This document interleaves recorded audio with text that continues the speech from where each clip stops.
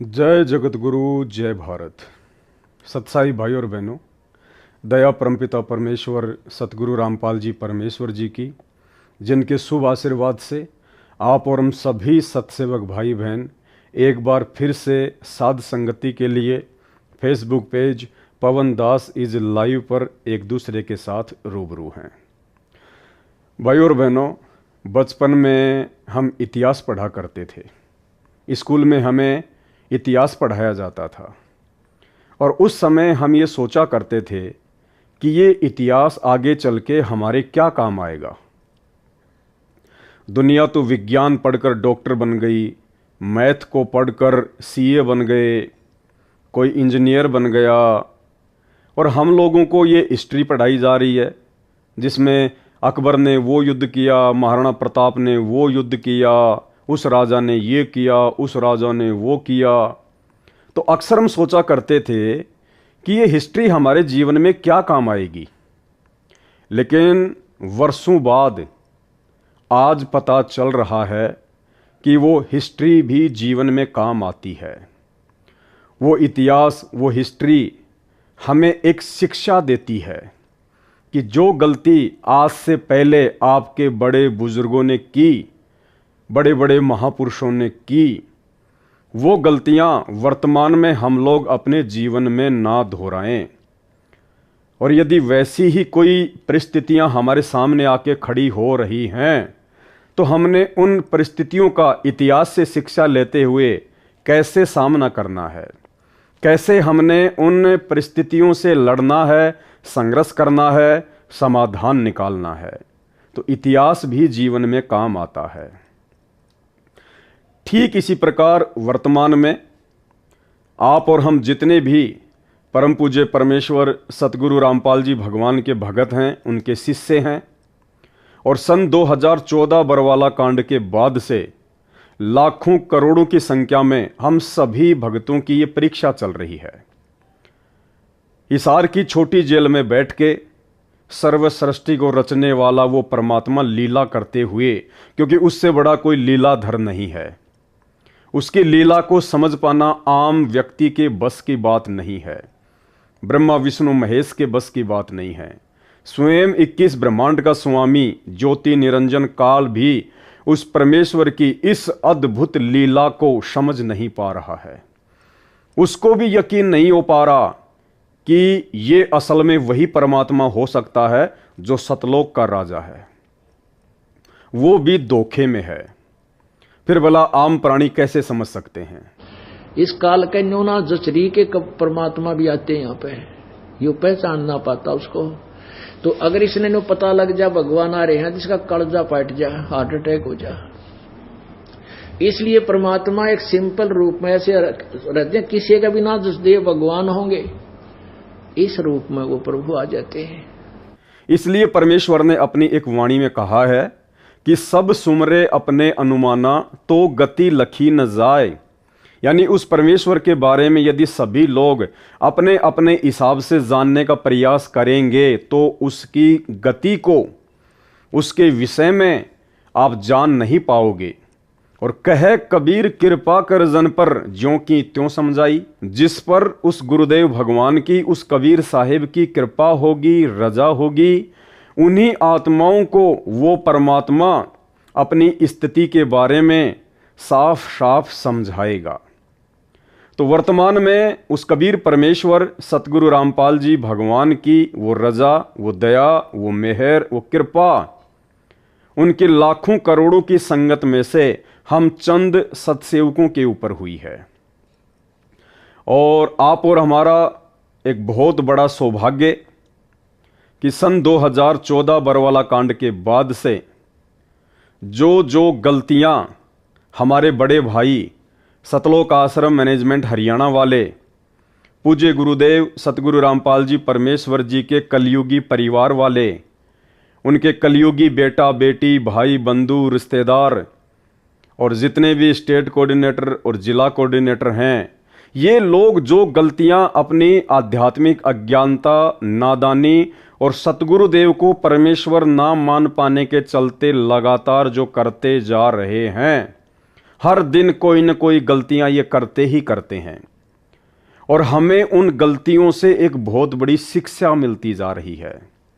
ये आप और हमारा सौभाग्य है बहुत बड़ा कि हम उन लोगों की गलतियों से कुछ समझ पा रहे हैं, हमें नित नई शिक्षाएं मिल रही हैं। सतलोक आश्रम मैनेजमेंट हरियाणा से जुड़ी हुई संगत जितना गलतियां कर करके नीचे गिरती जा रही है भक्ति मार्ग में, उनकी गलतियों से शिक्षा लेकर सतगुरु रामपाल जी परमेश्वर हम आत्माओं को उतना ही ऊपर उठा रहे हैं। हाल ही वर्तमान में सतलोक आश्रम मैनेजमेंट हरियाणा ने ऐसी ही एक गलती की है जिसको आपने सोशल मीडिया पर देखा होगा, और जो ट्विटर है वर्तमान में जिसका नाम एक्स हो गया है, उसके ऊपर आज से 2 दिन पहले इन्होंने एक प्रचार प्रसार किया और प्रचार प्रसार इन्होंने भारत देश के जितने भी न्यूज़ चैनल हैं, टीवी चैनल हैं, उन चैनलों के खिलाफ लाखों की संगत को सतगुरुदेव भगवान का आदेश बताकर इन्होंने एक मुहिम चलाई। और वो मुहिम क्या थी ये स्क्रीन पर आपके सामने है। आपको पता होगा इस व्यक्ति के बारे में।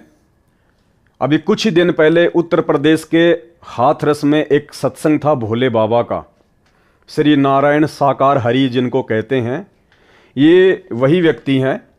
और इनके सत्संग में लाखों की संख्या में भीड़ आ गई और इनके जाने के बाद कहा जाता है कि वहाँ पर भगदड़ मच गई, जिसमें सैकड़ों की संख्या में औरतें, बच्चे और बुजुर्ग व्यक्ति मारे गए और कई सैकड़ों की संख्या में लोग बुरी तरह से घायल हो गए।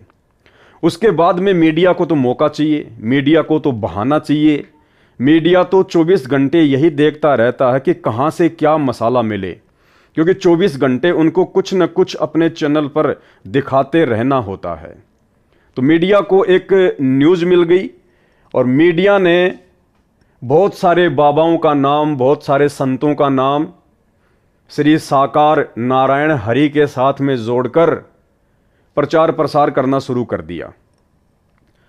और उन्हीं बाबाओं में ये जितने भी बाबा आपको दिखाई दे रहे हैं, इन सभी बाबाओं के साथ में भारत देश के मीडिया ने, न्यूज़ चैनल वालों ने परम पूज्य परमेश्वर सतगुरु रामपाल जी भगवान का भी नाम शामिल कर दिया।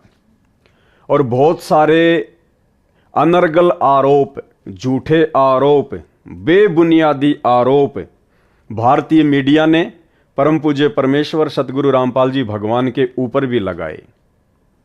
उसके बाद जैसे ही इस बात का सतलोक आश्रम मैनेजमेंट हरियाणा वालों को पता चला कि हमारे गुरुदेव का नाम भी इन न्यूज़ चैनल वालों ने, मीडिया वालों ने अन्य नकली संतों के साथ में जोड़ दिया है और लगातार गुरुदेव के विषय में झूठी खबरें चलाई जा रही हैं, दिखाई जा रही हैं।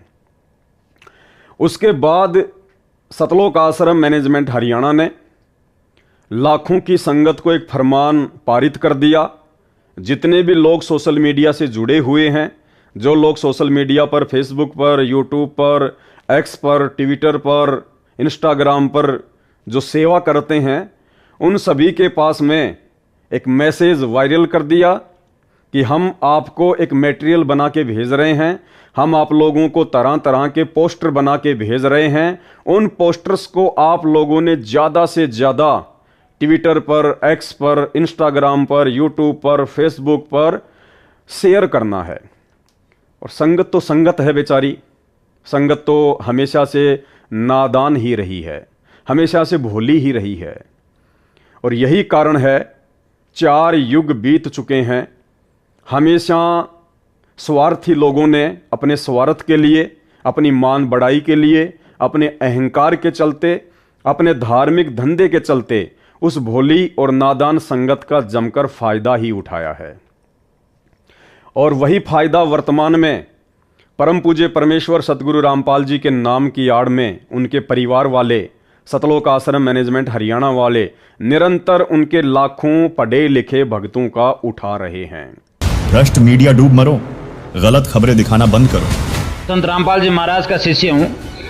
ये जो आजकल जो भी भारत के अंदर जितने भी बाबा हैं, यौन शोषण के माध्यम से उनको उनके ऊपर कोई केस लगता है तो हमारे जगत गुरु तत्वदर्शी संत रामपाल जी महाराज का भी नाम उनमें ऐड किया जाता है। तो ये सरासर गलत है, क्योंकि लाखों करोड़ों अन्यायों के दिल के ऊपर ठेस पहुंच रही है। और नहीं तो कोई संत रामपाल जी महाराज के ऊपर आज दिन तक कोई एविडेंस है कि उनके ऊपर यौन शोषण का केस लगा हुआ है। वो जितने भी उनके ऊपर केस थे वो 22 बरी हो गए और 2 केस अभी और हैं, वो कोर्ट में विचाराधीन है। तो जितने भी अनुयायी हैं संत रामपाल जी महाराज के, वो आज लाखों अन्यायों के ऊपर आपने मीडिया के माध्यम से उनके दिल के ऊपर ठेस पहुंचाई है। और हम अभी तैयार हैं, हम कोर्ट में मानहानि का केस करेंगे आपके खिलाफ, और आप भी तैयार हो जाएं, क्योंकि संत रामपाल जी महाराज जगत के तारणहार हैं, उनके ऊपर कोई यौन शोषण का केस नहीं है। भ्रष्ट मीडिया माफी मांगो, वरना कार्यवाही के लिए तैयार रहो। क्योंकि भाई और बहनों, ये आस्था, श्रद्धा और भक्ति का खेल कुछ ऐसा ही होता है। कहते हैं धर्म नहीं ये धंधा है, यहाँ पढ़ा लिखा भी अंधा है। भक्ति मार्ग ऐसा ही है, इसमें आदमी की आंखें बहुत देर में जाके खुलती हैं, तब तक देर हो चुकी होती है। खैर जो भी है, दास आज जो लाइव आया है, तो मेरा लाइव आने का मुख्य मोटिव केवल यही है कि जो गलती वर्तमान में परम पूज्य परमेश्वर सतगुरु रामपाल जी भगवान से पूर्ण आध्यात्मिक ज्ञान लेने के बाद लाखों की संख्या में उनके पढ़े लिखे भगत कर रहे हैं, हम सत्सेवक भाई बहनों ने, जिनको परमपिता परमेश्वर जी ने सतलोक के लिए चुना है, जिनको एक नेक और सुयोग्य और ज्ञानी भगत बनाने के लिए साध संगति से जोड़ा है, सत्सेवक का नाम दिया है, हम भाई बहन, हमारे उन बड़े भाई बहन सतलोक आश्रम मैनेजमेंट हरियाणा वालों द्वारा हर दिन की जाने वाली गलतियों से शिक्षा लेकर, सबक लेकर अपने जीवन में इतने सावधान हो जाएं कि निकट भविष्य में ये काल हमसे छोटी से छोटी गलती भी ना करवा पाए, हमसे गुरुदेव भगवान की छोटी से छोटी मर्यादा भी ना टूटे, और हम इतने दृढ़ हो जाएं, हम इतने ज्ञानी हो जाएं कि परमेश्वर हमसे इतने प्रसन्न हो, गुरुदेव हमसे इतने प्रसन्न हो कि परमेश्वर हमारी सतलोक के लिए टिकट पक्की कर दें इसी जन्म में। तो इन लोगों ने मुख्य गलती क्या की है? देखिए, यदि आपके गुरु के बारे में, आपके परमेश्वर के बारे में यदि कोई उल्टा सीधा बोलेगा तो ठीक है, भगत का ये कर्तव्य बनता है, भगत का ये दायित्व बनता है कि उसको समझाए। अब बोलने को तो इस श्री नारायण साकार हरि के जो भगत हैं वो भी मीडिया के खिलाफ कुछ न कुछ वीडियो बनाए रहे हैं, कुछ न कुछ बातें आपस में बोल ही रहे हैं कि भाई हमारे गुरुदेव की गलती नहीं है, ये तो भीड़ की गलती है। हमारे गुरुजी ने तो साफ साफ मना कर दिया था कि जब भी आप सत्संग में आओ, आप जी बुजुर्गों को लेके मत आया करो, जो लोग ज़्यादा बीमार हैं उनको लेके मत आया करो, अपने छोटे छोटे बच्चों को लेके मत आया करो। तो इनकी एक शिष्या थी, उनका मैं एक वीडियो देख रहा था, तो इस प्रकार से वो बहन कह रही थी कि इसमें हमारे श्री नारायण साकार हरि प्रभु का कोई दोष नहीं है, हमारे प्रभु तो हमेशा भक्तों को सावधान करते हैं। उन्होंने तो पहले कह दिया था कि बच्चे, बुजुर्ग और बीमार व्यक्तियों को लेके मत आना। और वैसे भी ये भगदड़ हमारे श्री नारायण साकार हरि प्रभु के जाने के बाद में मची है, भगत लोग उनके वचनों पे नहीं चलते, इसमें हमारे प्रभु की कोई गलती नहीं है। तो भगत के ऐसे भाव होते हैं, इसमें कोई दो राय नहीं है, लेकिन ज्ञान कुछ और है। जिस ज्ञान से ये 90% दुनिया बेखबर है, जिस ज्ञान से स्वयं सतगुरु रामपाल जी परमेश्वर जी के 90% भगत बेखबर हैं। तो ठीक है, जब इस प्रकार की न्यूज कोई भी आपके गुरु या परमात्मा के प्रति चलाता है तो मन में इस प्रकार के विचार आते हैं कि हम उनको समझाने का प्रयास करें, लेकिन सिर्फ समझाने का प्रयास ही करना चाहिए, क्योंकि भक्ति मार्ग जगत के मार्ग से अलग होता है, डिफरेंट होता है।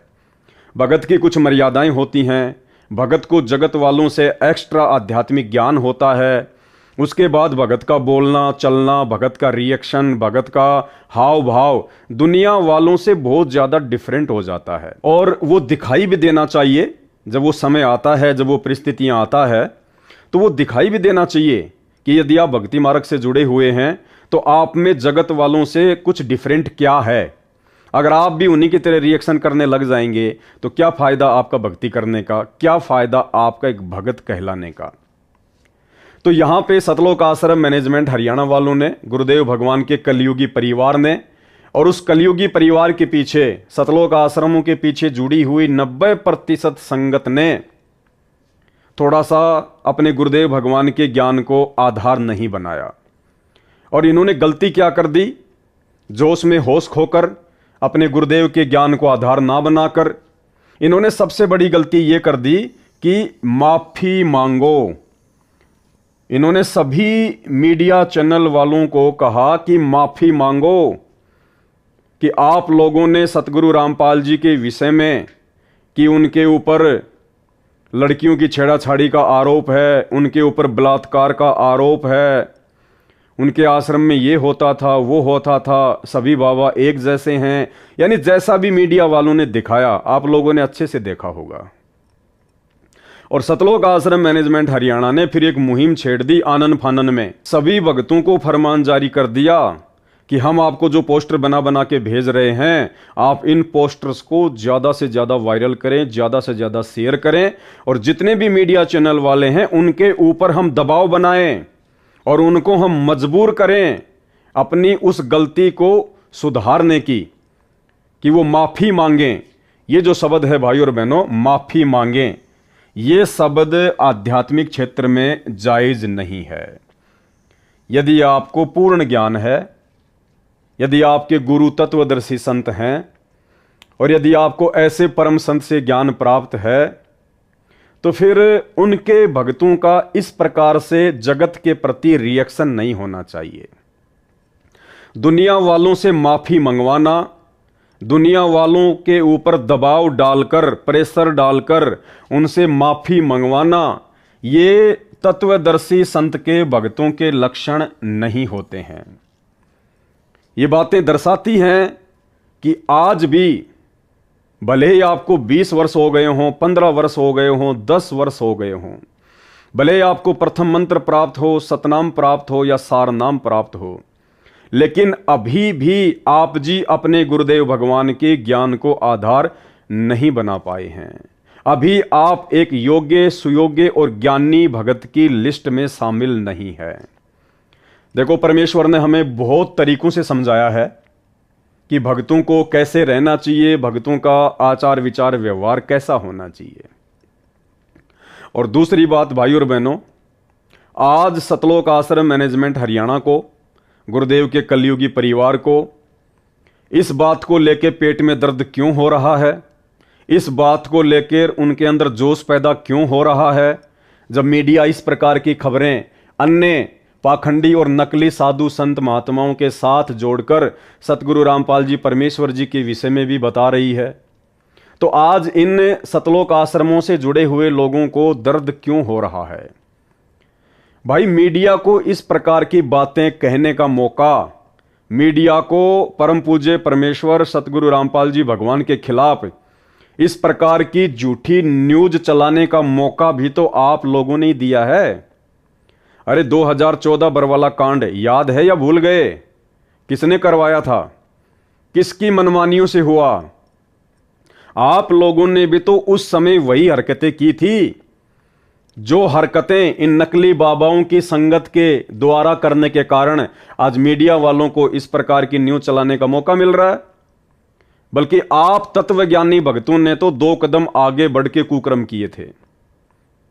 ये श्री नारायण साकार हरि के भगत, इन भक्तों ने कम से कम प्रशासन के साथ में लड़ाई झगड़ा तो नहीं किया।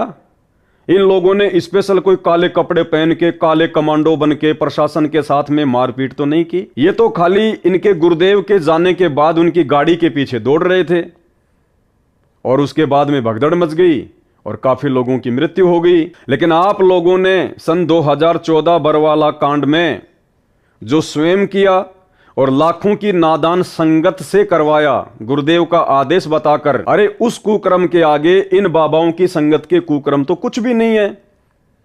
फिर तुम्हारे पेट में दर्द क्यों हो रहा भाई? किसने अपनी मनमानी की बरवाला कांड में?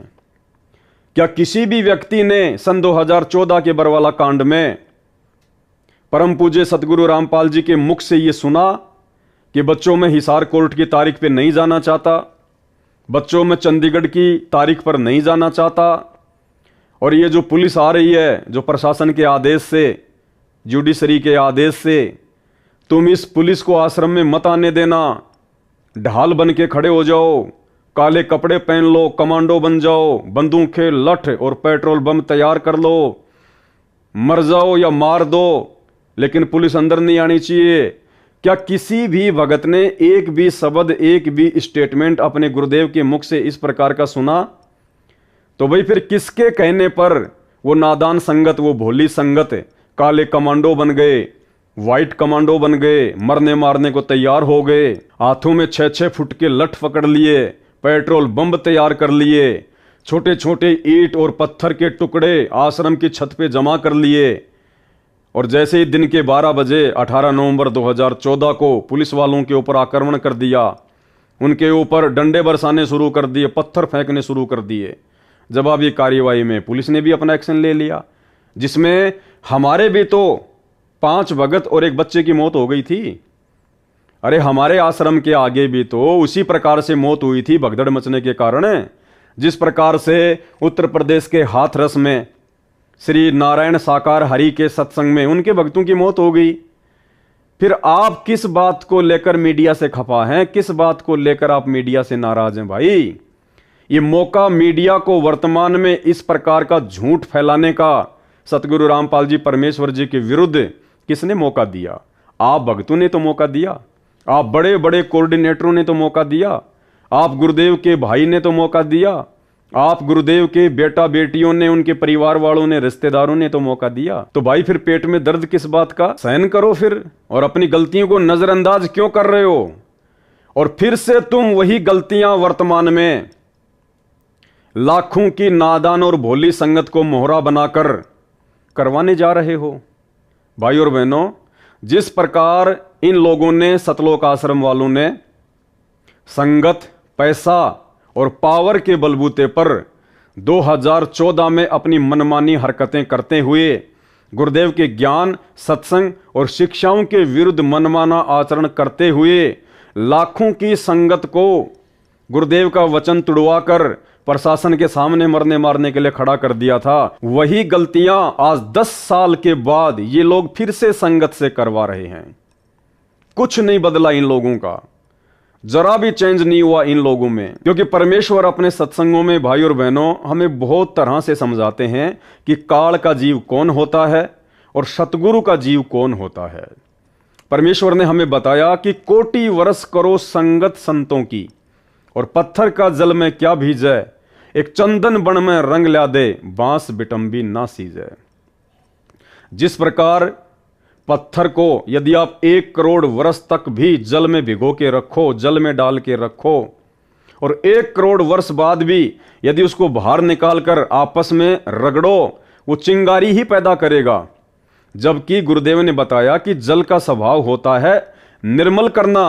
पानी तो हर चीज को मुलायम कर देता है, नॉर्मल कर देता है, निर्मल कर देता है, लेकिन पत्थर के ऊपर उस जल का भी कोई असर नहीं होता। इसी प्रकार जो काल के जीव होते हैं, जो काल के प्राणी होते हैं, जो भक्ति के अधिकारी जीव नहीं होते हैं, उनके ऊपर सतगुरु के वचनों का, सतगुरु के ज्ञान का, सतगुरु की शिक्षाओं का कोई असर नहीं होता है। वो आत्मा चाहे 1 करोड़ वर्ष भी उस संत की संगत करें, उसके चरणों में रहें, तो भी उनके ऊपर ज्ञान का कोई असर नहीं होता है।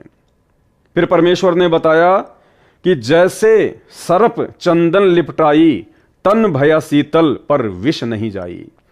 जैसे सांप होता है, चंदन के जो जंगल होते हैं वहां पे सांप पाए जाते हैं ज्यादा, क्योंकि चंदन का पेड़ जो होता है वो ठंड देता है, ठंडक होती है उसमें, और सांप के अंदर, सर्प के अंदर अपनी गर्मी बहुत ज्यादा होती है, और ठंड प्राप्त करने के लिए वो सांप चंदन के पेड़ के चारों तरफ लिपट जाता है, बिल्कुल शांत दिखाई देता है, साधु दिखाई देता है। और परमेश्वर कहते हैं उसको जरा सा यदि आप छेड़ दो, तुरंत फन उठा के खड़ा हो जाएगा, तुरंत।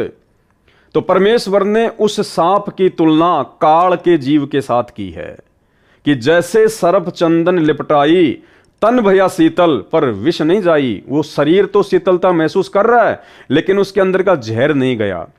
तो इसी प्रकार जो संत होते हैं, जो तत्वदर्शी संत होते हैं, वो चंदन के पेड़ की तरह होते हैं। उनका काम होता है शीतलता देना। और जो काल के जीव होते हैं वो होते हैं उस सांप की तरह, सर्प की तरह।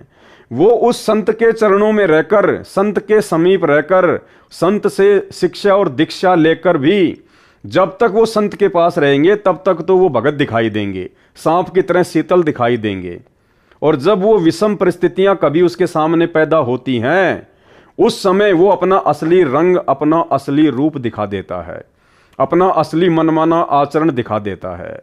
तो ये हाल वर्तमान में सतलोक आश्रम मैनेजमेंट हरियाणा और उनसे जुड़ी हुई लाखों की संख्या में नादान संगत की हो रही है। ये लोग इस प्रकार की घटनाओं को अंजाम देकर ये साबित कर देते हैं कि हमने अभी तक सतगुरु रामपाल जी परमेश्वर जी के ज्ञान को 1% भी नहीं समझा है। और अब भी आपकी आंखें नहीं खुलेंगी और आपकी प्रेरणा नहीं बनेगी तो फिर इंसान नहीं, पत्थर हो तुम, पत्थर। कोटि वर्ष करे संगत संतों की, पत्थर का जल में क्या बूझे, चंदन बन में रंग ला दे, एक बांस बिटन भी ना सीखे। पत्थर को जल में डाल दे, कितने गहरे जल में डाल दे, कितने दिन डाले रखे, उसका कोई असर जल का नहीं होता। नहीं, जल से तो नरम होता है पदार्थ। बाहर निकालते उसको घिसा दे दूसरे पत्थर से, जो का तो चिंगारी निकलेंगे। तो पत्थर जैसे प्राणियों को किसी चीज का असर नहीं होता। ये अमृतवाणी उन पुण्यात्माओं को झंझोड़ कर रख देंगी जिनकी आंखें काल में अज्ञान से बंद कर रखी। तो ये संतों के लक्षण नहीं होते हैं। माफी मंगवाना ये भगतों के लक्षण नहीं होते हैं। भगत हमेशा आधीन होता है, भगत हमेशा झुक के चलता है, भगत हमेशा विनम्र होता है। यदि फिर भी कोई आपके गुरुदेव के बारे में इस प्रकार की अनर्गल बातें करता है, चाहे वो मीडिया हो, चाहे कोई आम व्यक्ति हो, तो भगत का ये दायित्व बनता है, भगत का ये कर्तव्य है कि भगत उसको प्यार प्रेम से समझाए कि भाई देखो, आप जिस प्रकार की बातें कर रहे हैं ऐसा कुछ भी नहीं है। हम सतगुरु रामपाल जी परमेश्वर जी के शिष्य हैं, हम उनसे जुड़े हुए हैं, हकीकत कुछ और है जिससे आप लोग अपरिचित हो। तो आप लोग इस प्रकार की झूठ हमारे गुरुदेव भगवान के खिलाफ ना फैलाएं और जो सत्य है आप उसको जानने का प्रयास करें। उसके बाद भी यदि वो लोग आपकी बातों को नहीं मानते हैं तो भी परमेश्वर हमें यही शिक्षा देते हैं कि आपने फिर उसके साथ में जोर जबरदस्ती नहीं करनी है, आपने उसके ऊपर किसी प्रकार का कोई प्रेशर नहीं डालना है। लेकिन यहां पे आप देखेंगे साफ साफ सतगुरु रामपाल जी परमेश्वर जी की मर्यादाओं के खिलाफ, गुरुदेव भगवान की मर्यादाओं के खिलाफ सभी न्यूज चैनलों के प्रति सोशल मीडिया पर जमकर इस प्रकार के पोस्टर लाखों की संगत से वायरल करवाए गए हैं और समाज में यह संदेश दे दिया गया है सतलोक आश्रम मैनेजमेंट हरियाणा के द्वारा कि भैया हमसे बच के रहना, हम कोई भगत वगत नहीं है, हम कोई ज्ञानी वानी नहीं है। ध्यान रखना, यदि हमारे गुरुजी के खिलाफ कुछ भी बोल दिया तो तुम्हारी खैर नहीं है। अगर सीधी उंगली से घी नहीं निकलेगा तो हम टेढ़ी उंगली करना भी जानते हैं। यानी इनमें भगत और भक्ति का कोई लक्षण नहीं है। गुरुदेव ने बताया कि जिस प्रकार बरसात के समय में छोटे मोटे नदी नाले जमकर ओवरफ्लो होकर बहते हैं, जमकर, लेकिन वास्तव में नदी तो उसे कहा जाएगा, सरिता तो उसे कहा जाएगा जो बरसात के सीजन के बावजूद जब जेठ का महीना आता है, गर्मी का महीना आता है, जिस समय हर जगह पानी सूख जाता है, उस समय यदि उस नदी में, उस नाले में लगातार पानी बह रहा है तो वास्तव में वो नदी है। वो बरसाती नदी नहीं है, वो वास्तव में नदी है जिसमें 12 महीने पानी बहता रहता है। ठीक इसी प्रकार गुरुदेव कहते हैं कि भक्ति भाव भादो नदी सबे चले गहराए और सरिता सोई जानिए जो जेठ मास ठहराए। उस नदी की तुलना परमेश्वर ने एक भगत के साथ में की है कि भगत वो होता है जो हर स्थिति में, हर परिस्थिति में विनम्र बन के रहता है, साधु भाव में रहता है, आधीनता में रहता है। चाहे उसके ऊपर कितना ही कोई प्रेशर आए, चाहे लोग कितना ही उसको जोश दिलाएं, चाहे लोग कितना ही उसके विषय में गलत कहें या उसके गुरु के विषय में कुछ जो है वो गलत कहें या उस भगत का जो है कुछ बुरा करना चाहें, ऐसी परिस्थिति में भी यदि वो व्यक्ति शांत है, अपने गुरुदेव को ज्ञान को आधार बनाकर चलता है कि कहने दे, इनके कहने से क्या होगा, हमें पता है कि हम क्या हैं और हमारे गुरुदेव भगवान क्या हैं, इन लोगों के भोंकने से क्या होगा, ऐसे ही भोंक भोंक के रह जाएंगे। जैसे कुत्ता अपनी खुद की परछाई शीशे में देखकर भोंक भोंक कर परेशान हो जाता है, तो इसी प्रकार ये नादान दुनिया वाले, आध्यात्मिक ज्ञान से अपरिचित लोग, सतगुरु की भक्ति से अपरिचित लोग इसी प्रकार से भोंक भोंक के रह जाएंगे। हम सही, हमारे गुरुदेव भगवान सही, कोई दाग नहीं है किसी प्रकार का। तो मीडिया के भोंकने से, दुनिया वालों के भोंकने से ना तो हमारे ऊपर कोई फर्क पड़ेगा, ना हमारे गुरुदेव भगवान के ऊपर कोई फर्क पड़ेगा। और उन बातों को हमने हल्के में मजाक में टाल देना चाहिए, उसको कहते हैं भगत। और जो व्यक्ति उन बातों को अपने दिल पे ले ले, अपने अंदर जोश पैदा कर ले, दूसरे के प्रति राग द्वेष ईर्ष्या और नफरत पैदा कर ले, जिस प्रकार से सतलोक आश्रम मैनेजमेंट हरियाणा वालों के द्वारा ये इस प्रकार की न्यूज वगैरह को देखकर सभी मीडिया चैनल वालों से माफी मंगवाने के लिए दबाव डाल रहे हैं, उनको प्रेशराइज कर रहे हैं, संगत को इस कुकर्म में लगा दिया, संगत का अनमोल समय और संवासे बर्बाद करवाने में सोशल मीडिया पर लग गए। तो भाई ये सतगुरु के भक्तों के लक्षण नहीं हैं। तो भाई और बहनों, हम जितने भी साथ संगति से जुड़े हुए सत्सेवक भाई बहन हैं, हम भाई बहनों ने इन बातों पर विचार करना है। ये दास कोई ऐसे लाइव नहीं आता है फालतू में, टाइम पास के लिए नहीं आता, कोई पब्लिसिटी या पैसे कमाने के लिए मैं लाइव नहीं आता हूं। गुरुदेव भगवान जब दास को प्रेरणा करते हैं, ऐसा कोई टॉपिक जब मेरे सामने आता है, तब दास लाइव आता है। और लाइव आने का एक ही मकसद होता है कि हमें कुछ नया सीखने को मिले, हमें कुछ शिक्षा मिले, क्योंकि हम लोग वर्तमान में विद्यार्थी हैं, स्टूडेंट हैं, और हम लोगों को कुछ न कुछ अच्छा जीवन में भक्ति मार्ग में सीखते रहना चाहिए। तो ये परमेश्वर जी की बहुत बड़ी दया, बहुत बड़ी मेहर, वर्तमान में परमात्मा ने अपनी संगत में ऐसी परिस्थितियां पैदा कर दी हैं, जिन परिस्थितियों के मद्देनजर केवल आप और हम सत्सेवक भाई बहन ही गुरुदेव के ज्ञान को आधार बनाकर किन्हीं घटनाओं पर निष्कर्ष निकाल सकते हैं। अन्यथा जिन घटनाओं को लेकर दास लाइव आया है, आप सत्सेवक भाई बहन भी इस बात से भली भांति परिचित हैं कि जो वर्तमान में सोशल मीडिया पर न्यूज़ चैनल वालों के खिलाफ जिस प्रकार से माफ़ी मंगवाने की ये पोस्ट वगैरह वायरल की जा रही है, ये ज्ञान आधार से उचित नहीं है। आप भी अच्छी प्रकार से इन बातों को जानते हैं।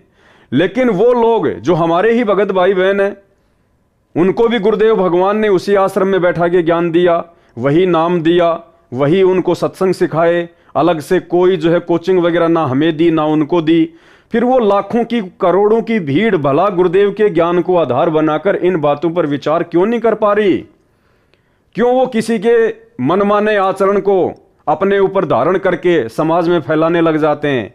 जैसा कि सतलोक आश्रम मैनेजमेंट हरियाणा के द्वारा सभी न्यूज चैनलों के खिलाफ इस प्रकार से माफी मांगे ये न्यूज वगैरह फैलाई जा रही है, ये पोस्ट वगैरह वायरल की जा रही है। तो हम सत्सेवक भाई बहनों ने बहुत ही सावधान होकर एक एक कदम सोच समझकर इस भक्ति मार्ग में आगे रखना है। यदि आप में से किसी सत्सेवक भाई बहन ने जो साथ संगति से जुड़ा हुआ है, यदि आपने गलती से इस प्रकार की ये पोस्ट वगैरह जो सतलोक आश्रम मैनेजमेंट हरियाणा वालों के द्वारा वायरल की जा रही है, अगर आपने भी कर दी है, तो सबसे पहले तो उस पोस्ट को अपनी फेसबुक से, अपने इंस्टाग्राम से या अपने ट्विटर से तुरंत डिलीट कर दें और उसके बाद गुरुदेव भगवान को दंडवत करके माफी मांगें कि हे परमेश्वर, आपके दास या दासी से ये गलती हुई है, परमात्मा मैंने आपके ज्ञान को आधार नहीं बनाया, परमात्मा मैं क्षमा प्रार्थी हूँ। हे परमेश्वर, आप तो शब्द स्वरूपी राम हैं, आप तो परमेश्वर हैं, परमात्मा हैं, भला आपके दामन पर कौन बदनामी के छींटे लगा सकता है और कैसे लग सकते हैं? आप तो उस कमल के फूल की भांति हैं परमेश्वर गुरुदेव भगवान, जिस कमल के पत्तों के ऊपर कीचड़ कभी ठहर ही नहीं सकता। तो इसी प्रकार परमेश्वर आपके ऊपर, ये आप ही के बच्चे, ये मीडिया वाले भी तो परमात्मा के ही बच्चे हैं, ये भी तो उसी सतगुरु की आत्माएं हैं। ठीक है, वर्तमान में उनको ज्ञान नहीं है, उनको परमेश्वर की स्थिति का आभास नहीं है, आप और हमारा सौभाग्य जो गुरुदेव ने शरण में ले लिया, ज्ञान दे दिया, हम पहचान गए। हैं तो वो भी मालिक के बच्चे, हैं तो वो भी गुरुदेव भगवान की आत्माएं, तो वो वर्तमान में उनको पहचान नहीं पा रही, उनको समझ नहीं पा रही, और वो वर्तमान में अपने बाप के ऊपर इस प्रकार से बदनामी के छींटे डाल रहे हैं। लेकिन बाप तो बाप है, कोई सामान्य व्यक्ति तो है नहीं, कोई सामान्य संत तो है नहीं, ये तो सर्व सृष्टि रचनहार, कुल मालिक, असंख्य ब्रह्मांडों का स्वामी है। तो इनके ऊपर ना तो किसी राजनीतिक पार्टी के द्वारा फेंके गए कीचड़ का दाग लगता है, ना किसी न्यूज चैनल के द्वारा फेंके गए कीचड़ का दाग लगता है। ये तो शुद्ध है, पाक है, पवित्र है, निर्विकार है, निर्लेपम परमात्मा है। तो हम सत्सेवक भाई बहनों ने वर्तमान में जो गुरुदेव ने हमें एक मौका दे रखा है, और ये मौका भाई और बहनों ज्यादा समय तक नहीं मिलेगा। जब तक गुरुदेव भगवान हिसार जेल से अपनी लीला पूरी करके, अपने मिशन को पूरा करके हम भक्तों के बीच में नहीं आ जाते हैं, तब तक का ही समय है कि हम अपने आप को भगत बना लें। अपने अंदर जो भी कमजोरियां हैं, सामाजिक, व्यवहारिक या आध्यात्मिक, सब प्रकार की कमजोरियों को हम दूर कर लें और एक भगत बन जाएं, ताकि परमेश्वर हमसे प्रसन्न हो। तो ये गलतियां हम सत्सेवक भाई बहनों ने बिल्कुल भी नहीं करनी है।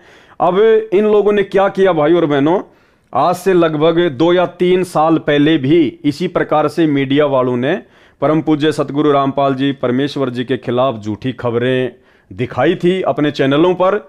और उस समय भी इन सतलोक आश्रम मैनेजमेंट हरियाणा वालों ने, इन कोऑर्डिनेटर लोगों ने, गुरुदेव के बेटा बेटी, भाई बंधु, रिश्तेदारों ने इसी प्रकार से अपनी अज्ञानता और आध्यात्मिक ज्ञानहीनता का परिचय देते हुए लाखों की संगत को इकट्ठा किया।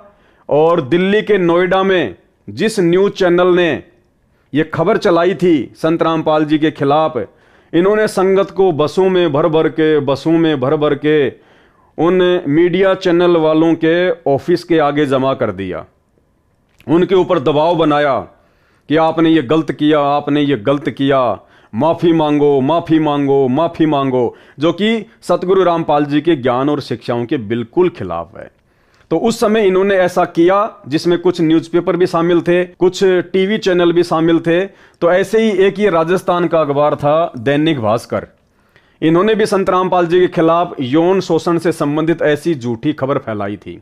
और इन लोगों ने संगत को इकट्ठा करके उनके ऑफिस के आगे खड़ा कर दिया, उनके ऊपर दबाव बनाया। तो मीडिया का क्या काम है भाई और बहनों, मीडिया ने दूसरे दिन ये वाली न्यूज़ वापस निकाल दी। रामपाल पर नहीं है दुष्कर्म के आरोप। आसाराम प्रकरण के दौरान 26 अप्रैल को भास्कर में प्रकाशित दुष्कर्म, सेक्स रैकेट और गलत काम के मामले में रामपाल का नाम भी प्रकाशित हुआ है। रामपाल के खिलाफ दुराचार और सेक्स रैकेट के आरोप नहीं हैं। भूलवश रामपाल को लेकर समाचार प्रकाशित हो गए। भास्कर का उद्देश्य कभी भी किसी अनुयायी की धार्मिक भावनाओं को आहत करना नहीं रहा है। तो जब इन्होंने दबाव बनाया तो न्यूज चैनल वालों ने इस प्रकार की छोटी सी न्यूज अपने अखबार के कोने में डाल दी और ये लोग खुश हो गए, ये लोग खुश हो गए।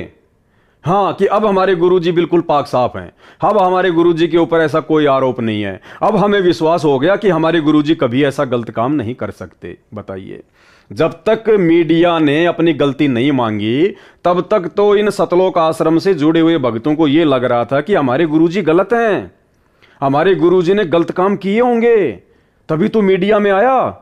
तभी तो मीडिया की उस न्यूज को देखकर ये लाखों की संगत नाराज हो गई, लाखों की संगत के मन में दोष पैदा हो गया। और जैसे ही मीडिया ने अपनी गलती मांगी तो ये प्रसन्न हो गए, ये खुश हो गए कि अब हमारे गुरुजी बिल्कुल पाक साफ हैं।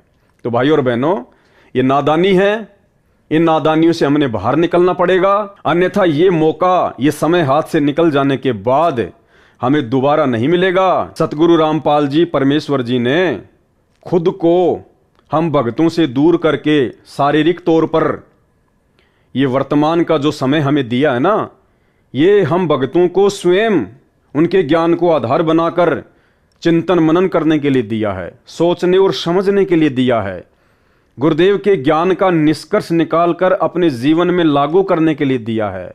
हम एक नेक और अच्छे भगत बन सकें, हम अपने गुरुदेव की पहचान कर सकें, इसलिए गुरुदेव ने हमें यह समय दिया है। ये उनके मिशन का एक अंग है, उनकी लीला का एक हिस्सा है।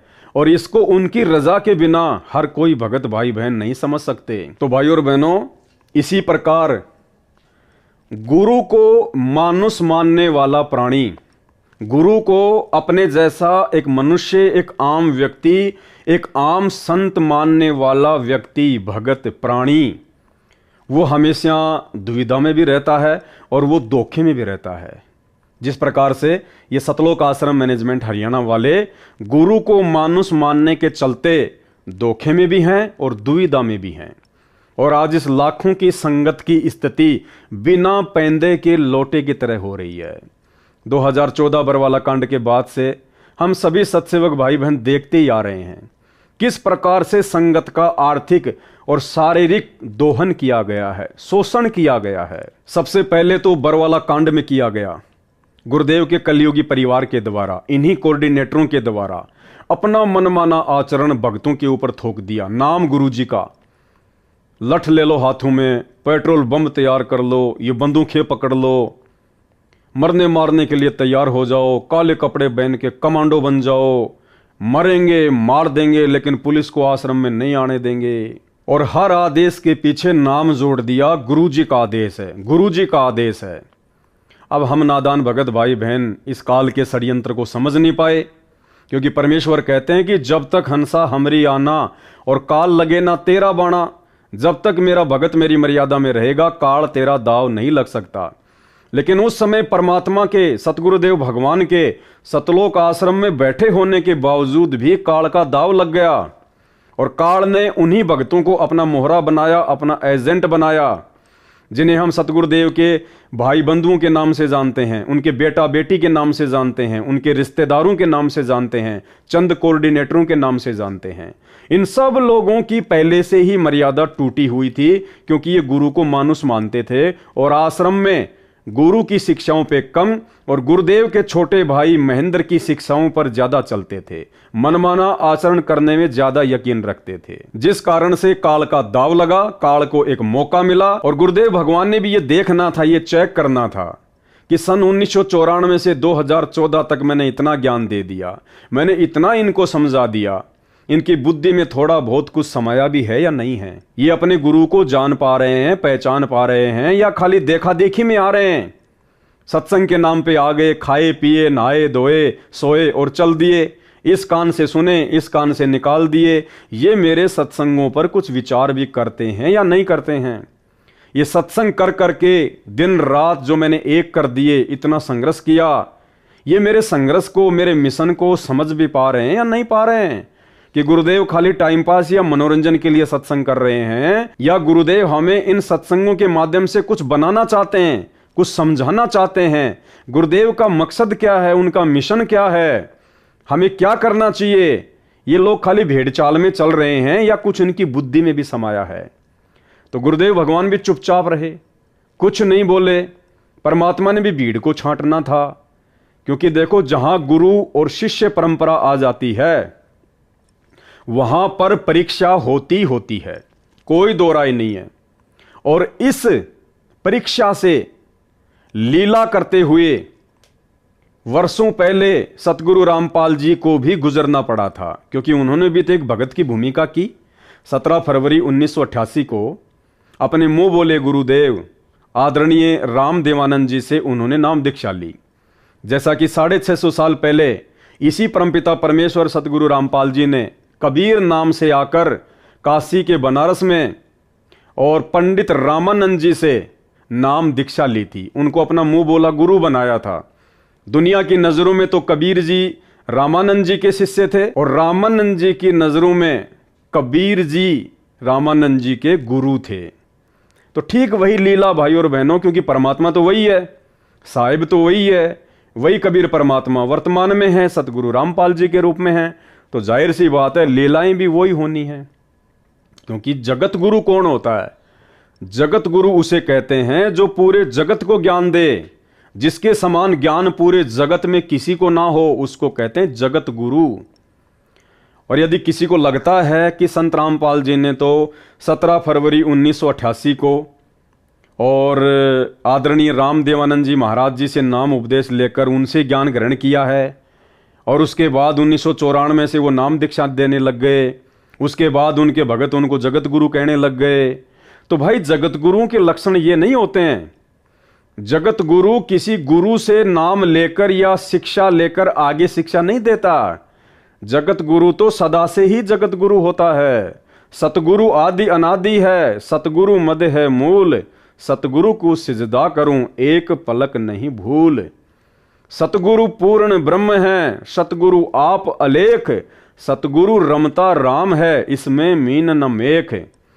तो वर्तमान में सतगुरु रामपाल जी परमेश्वर जी की लाखों करोड़ों की संख्या में जो संगत है, और जो संगत नादानी में, अज्ञानता में, मूर्खता में, भेड़ चाल में, देखा देखी में 17 फरवरी के दिन सतगुरु रामपाल जी परमेश्वर जी का बोध दिवस मनाती है, उन आध्यात्मिक ज्ञानहीन भक्तों को यह समझना चाहिए कि आपके गुरु जी को बोध करवाने वाला, यदि आप अपने गुरु को कबीर जी मानते हैं तो, यदि आप अपने गुरु को परमात्मा मानते हैं तो फिर उस कबीर को, उस परमात्मा को, सतगुरु रामपाल जी को बोध करवाने वाला, चाहे आध्यात्मिक ज्ञान हो चाहे व्यवहारिक ज्ञान हो, उस परमेश्वर को बोध करवाने वाला, बोध का मतलब होता है ज्ञान।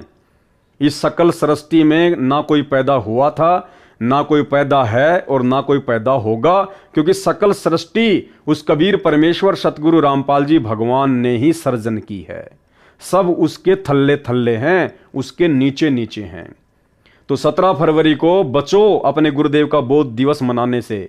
देखा देखी में मत चलो, ये देखा देखी का मार्ग नहीं है।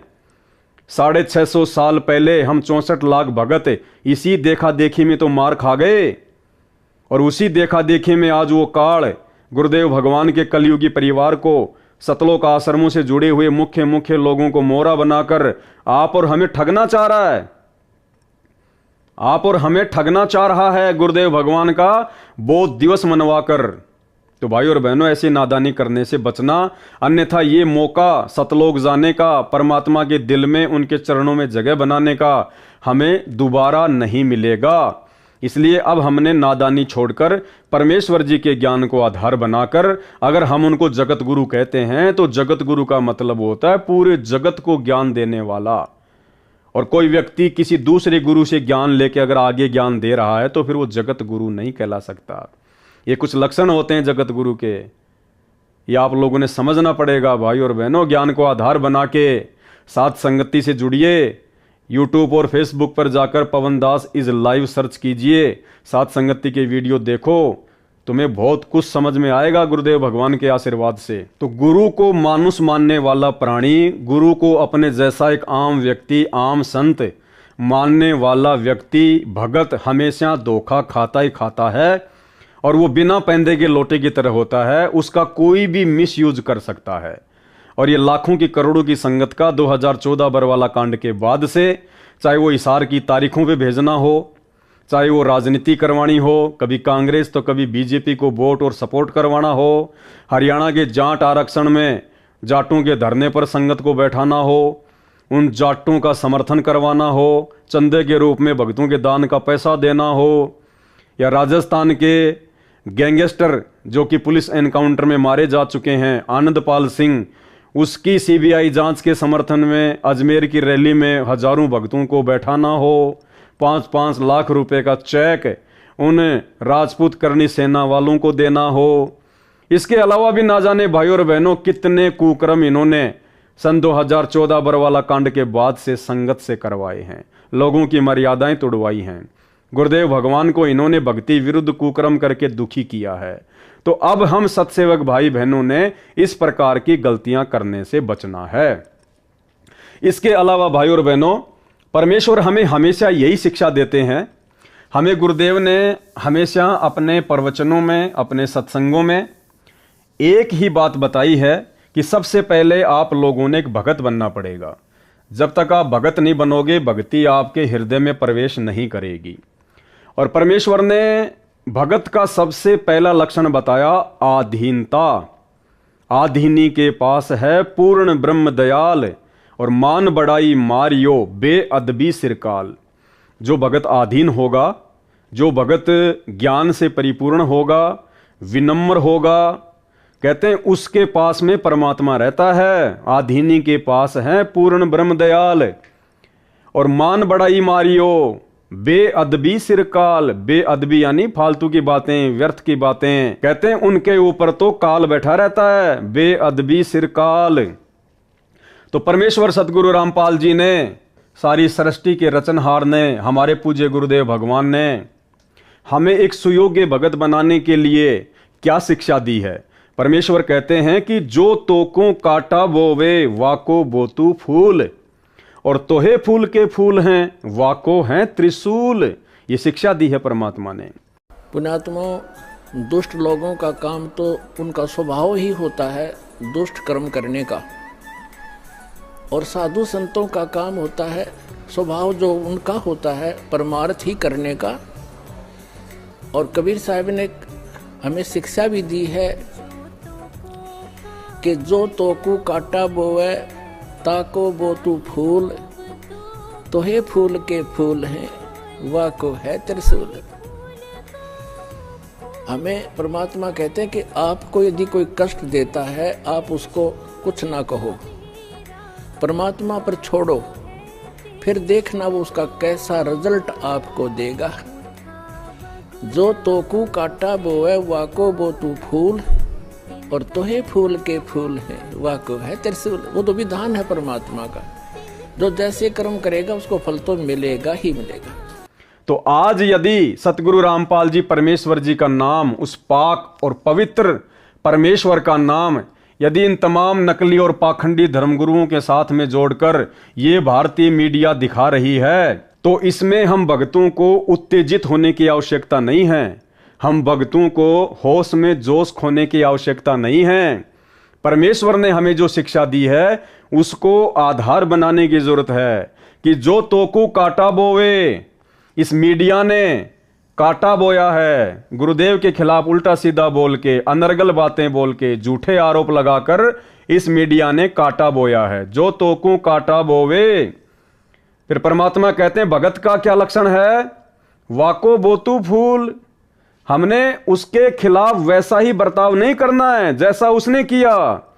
सामने वाला यदि कोई पत्थर फेंक रहा है तो भगत ने वापस पत्थर नहीं फेंकने। जो तोकू काटा बोवे वाको बोतू फूल। यदि ये मीडिया, ये न्यूज चैनल वाले परमेश्वर सतगुरु रामपाल जी के खिलाफ झूठा प्रचार कर रहे हैं, अनर्गल बातें कह रहे हैं, सेक्स रैकेट से जोड़ रहे हैं, बलात्कारी कहकर संबोधित कर रहे हैं, यानी कुछ भी झूठ फैला रहे हैं, तुम्हें समझना चाहिए कि ये शैतान का षड्यंत्र है, ये काल का षड्यंत्र है। और वर्तमान में परमात्मा आप और हमारी परीक्षा ले रहा है।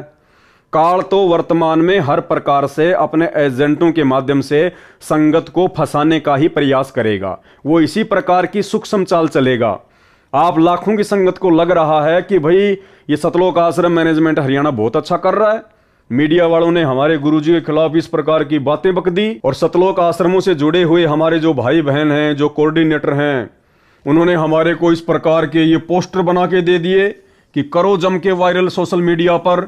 इन मीडिया चैनल वालों की इतनी औकात क्यों हो गई, इन्होंने कैसे हमारे गुरुजी के खिलाफ इस प्रकार की बातें बोल दी।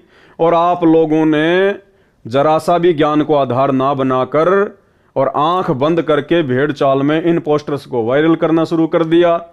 अरे यही तो परीक्षा है परमात्मा की, अरे यही तो सूक्ष्म चाल है दूसरी तरफ उस शैतान की, उस काल की।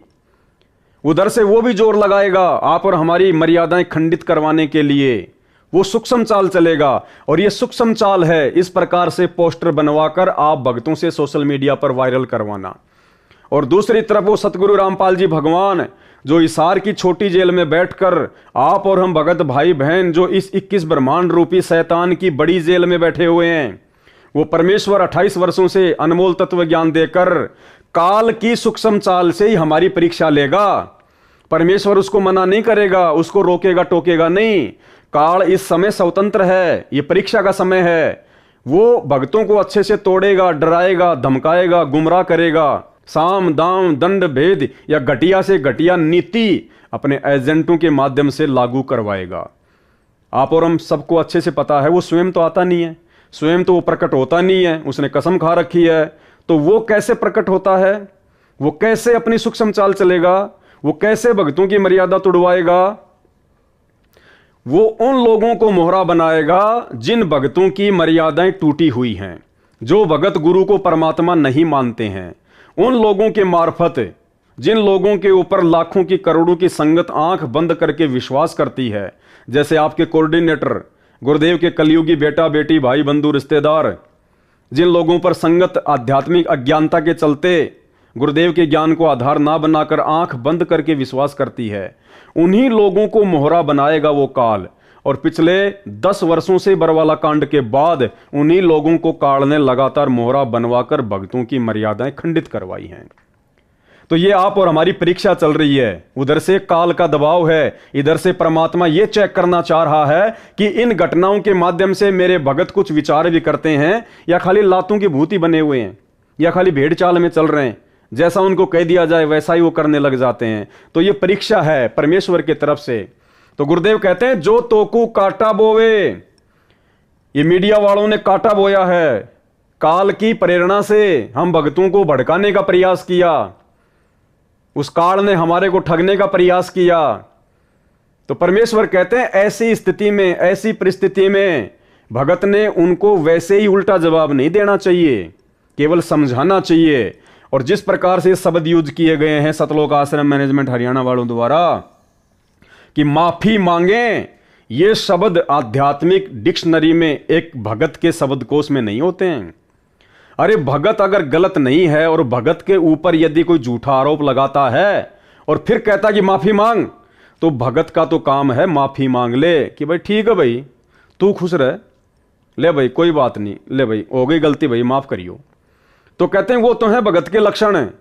और एक भगत जिसको ज्ञान हो, सतगुरु का भगत हो, और वो दूसरों को कहे कि माफी मांग माफी मांग, तो भाई ये ज्ञान को नहीं, ये अहंकार को दर्शाता है, ये अज्ञानता को दर्शाता है, ये भगत की नादानी और मूर्खता को दर्शाता है, उसके ज्ञान को दर्शाता है।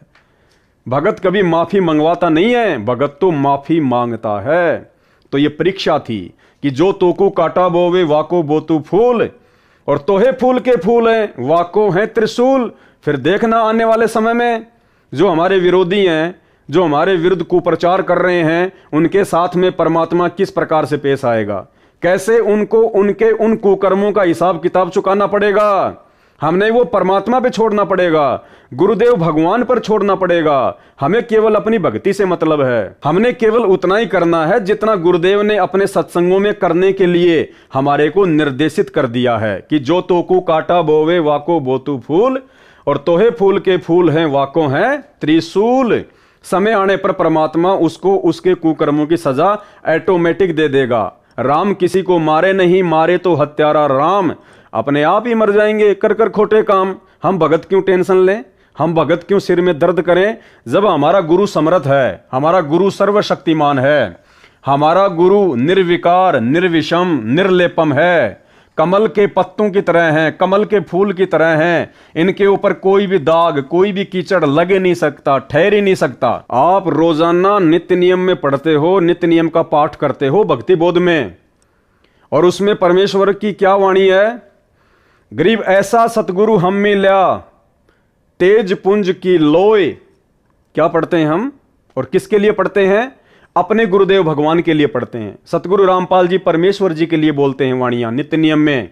क्या बोलते हैं कि गरीब ऐसा सतगुरु हम मिल्या तेज पुंज की लोय।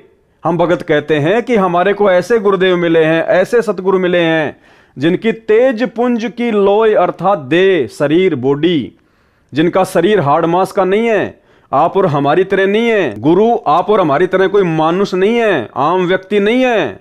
गरीब ऐसा सतगुरु हम मिल्या सतगुरु रामपाल जी के रूप में, जिनकी तेज पुंज की लोय और तन मन अर्पू शीस कू होनी होय सू होय। तो ऐसे तेज पुंज के शरीर वाले, नूरी शरीर वाले परमात्मा के ऊपर भाई चाहे मीडिया कीचड़ उछाले, चाहे सरकार कीचड़ उछाले, चाहे आपका पड़ोसी कीचड़ उछाले, उछालने दो। हमें पता है कि हमारे गुरुदेव क्या हैं और हम किस मार्ग पर आगे चल रहे हैं।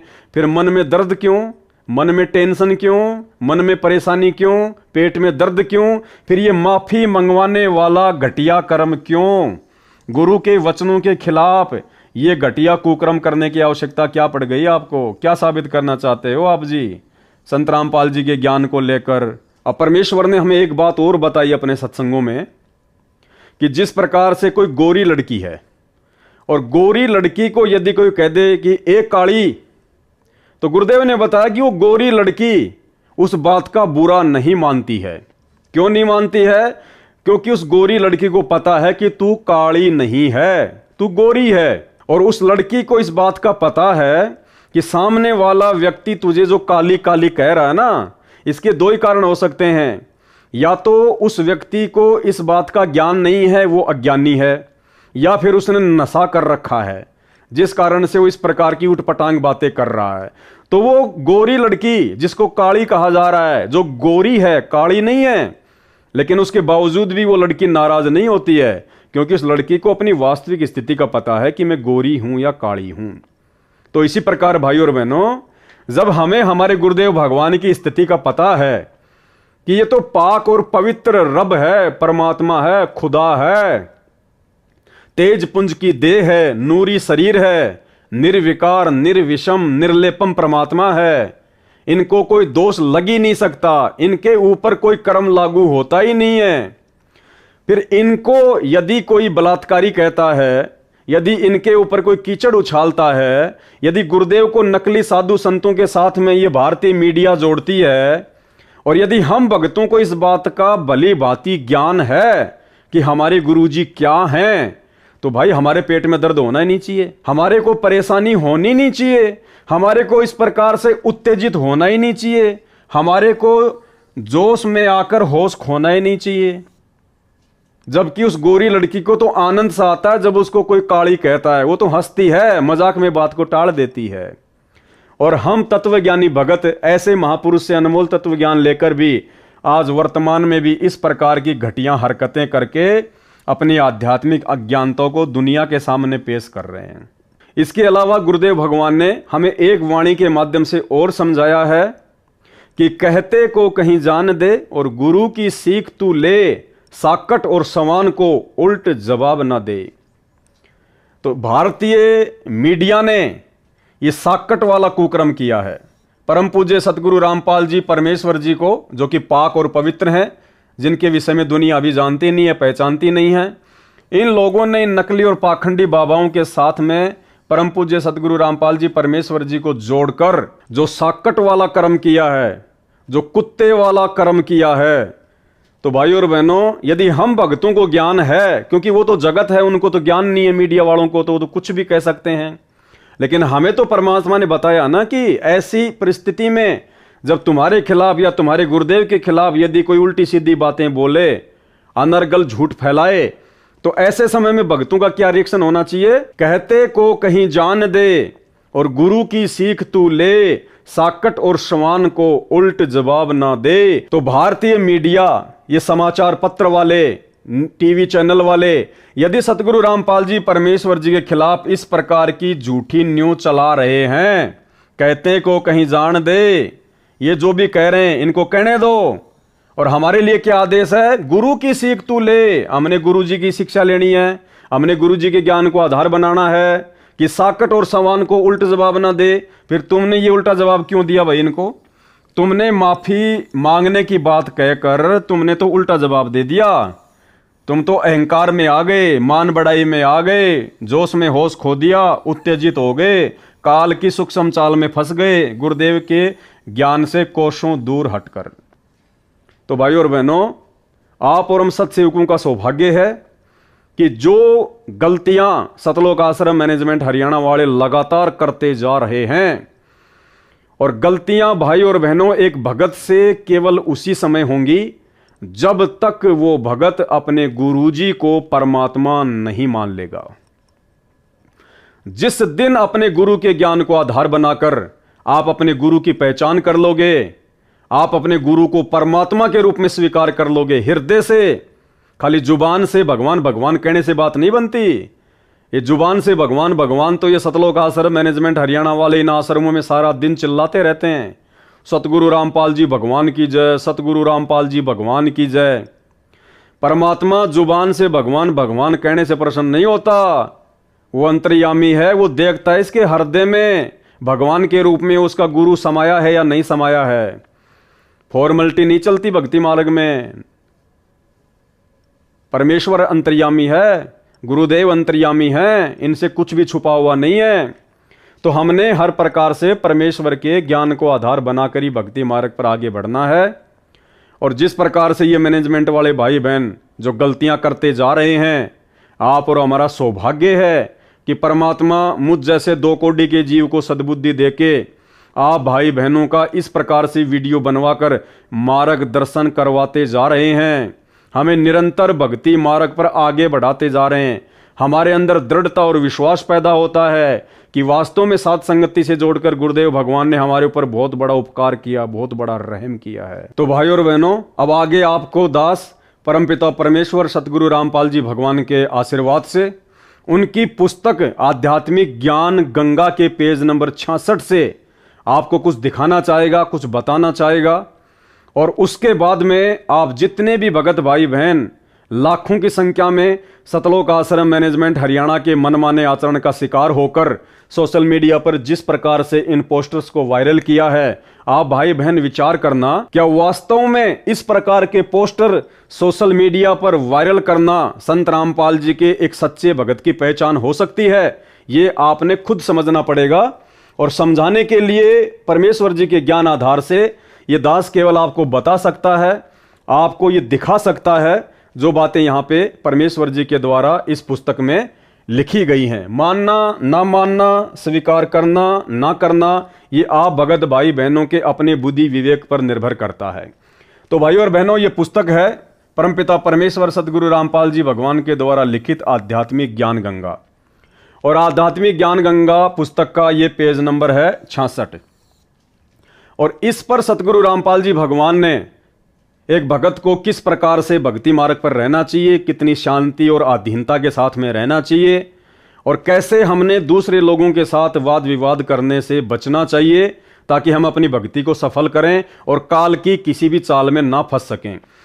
तो उसके बाद आप जी खुद विचार करना कि जो कुक्रम, जो मनमाना आचरण मीडिया चैनल वालों के खिलाफ सतगुरु रामपाल जी परमेश्वर जी का नाम बताकर उन बड़े बड़े समझे जाने वाले भक्तों के द्वारा सतलोक आश्रम मैनेजमेंट हरियाणा के द्वारा आप लाखों की संगत से करवाया गया है, वो कहाँ तक उचित है और कहाँ तक अनुचित है।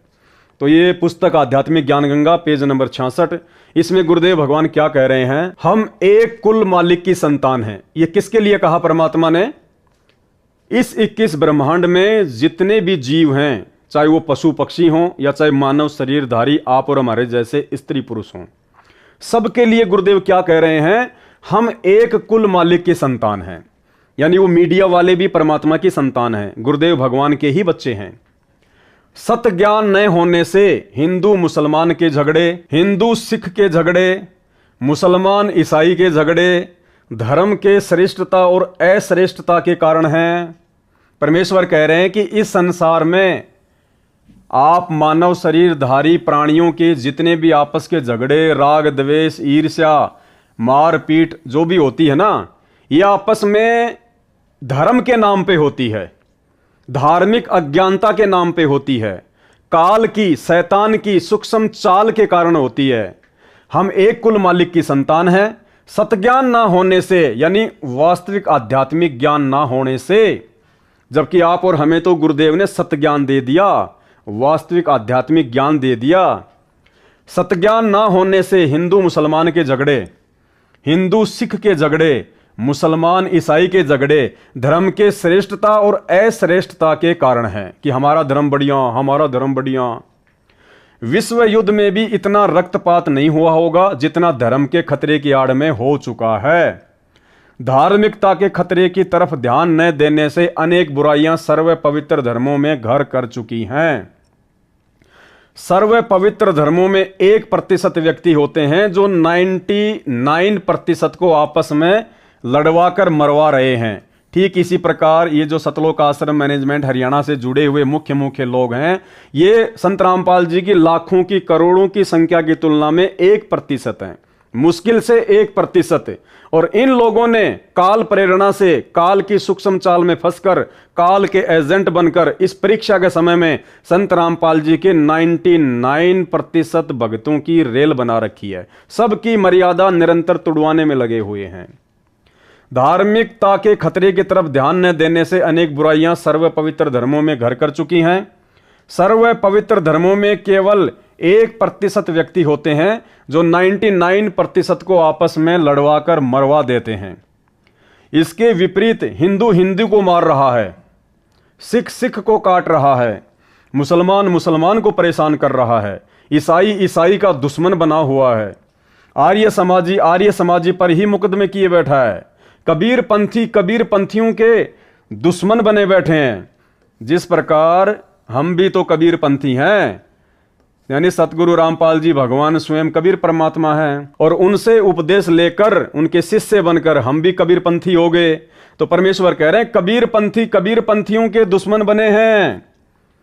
आज हम सत्सेवकों को जो कि ज्ञान आधार से भक्ति करना चाहते हैं, जगह जगह साथ संगतियां करके परमेश्वर के ज्ञान आधार से हम लोग 5 यज्ञ करते हैं, एक दूसरे भाई बहनों की गुरुदेव के सत्संग आधार से शंका समाधान करते हैं, परमेश्वर को इकट्ठा होकर भोग लगाते हैं। तो आज हम कबीर पंथियों को सबसे ज्यादा दुखी परेशान कौन करता है? आज सैकड़ों की संख्या में जितनी भी साथ संगतियां हो चुकी हैं, और उनमें से ज्यादातर साथ संगतियों में बीच में आकर या पुलिस वालों को लेकर सबसे ज्यादा भक्तों को परेशान कौन करता है? भक्तों को दुखी कौन करता है? भक्तों के साथ में मारपीट कौन करवाता है? भक्तों के साथ में स्वयं मारपीट कौन करता है? भक्तों की साथ संगतियां कौन कैंसिल करवाता है? सतलोक आश्रम मैनेजमेंट हरियाणा, यानी कबीर पंथी ही कबीर पंथियों के दुश्मन बने हुए हैं। तथा अन्य आश्रमों में तथा डेरों के महंतों व संतों के आपस में कत्लेआम तथा मुकदमे तत्व ज्ञान के अभाव के कारण ही हो रहे हैं। यानी गुरुदेव ने स्पष्ट कर दिया कि ये जितनी भी नादानियां जो हो रही हैं वर्तमान में भक्ति मार्ग में, ये सब आध्यात्मिक अज्ञानता के कारण हो रही है, सतज्ञान की कमी के कारण हो रही है। तो भाइयों और बहनों, अरे हमें तो सतज्ञान दे दिया गुरुदेव भगवान ने। अरे सतलोक आश्रमों से जुड़े हुए भाई बहनों, तुम्हें तो सतज्ञान मिल गया, सच्चा गुरु मिल गया, तत्व ज्ञान मिल गया। फिर तुम क्यों इस प्रकार से इन मीडिया चैनल वालों के खिलाफ ये भड़काऊ पोस्टर वगैरह डाल रहे हो? क्यों तुम उनसे माफी मंगवाने की जिद पे अड़े हुए हो? अगर वो सहज में माफी मांग लेंगे तो ठीक है, नहीं तो फिर तुम क्या करोगे? तुम्हारे को एक आदेश पारित किया जाएगा, सत्संग के नाम पे तुम्हारे को किसी आश्रम में बुलाया जाएगा, धनाना आश्रम में या किसी और आश्रम में, और तुम सबको फिर गुरु जी का आदेश बताया जाएगा कि ये मीडिया चैनल वाले माफी नहीं मांग रहे, हमने ये 20 बसें खड़ी कर दी हैं, सभी भगत इन बसों में बैठ जाओ, जो इन बसों में नहीं बैठेगा उसका नाम खंड हो जाएगा, हम उसका पीला पर्चा निकाल देंगे, हम उसकी नो एंट्री कर देंगे। डरा धमका के तुम भक्तों को बसों में बैठाकर दिल्ली के नोएडा में जा टेकेंगे, वहां पे तुम्हारे से हाय हाय हाय हाय मीडिया चैनल वालों के खिलाफ करवाएंगे। अब मीडिया चैनल वाले ऊपर से आएंगे, 2 शब्द बोल के चले जाएंगे, दूसरे दिन छोटी सी किसी कोने में एक न्यूज दे देंगे कि हमने अन्य नकली साधु संतों के साथ में जो संत रामपाल जी का नाम जोड़ा था, ऐसा संत रामपाल जी में कुछ भी नहीं है, हम उसके लिए क्षमा प्रार्थी हैं। तुम खुश हो जाओगे।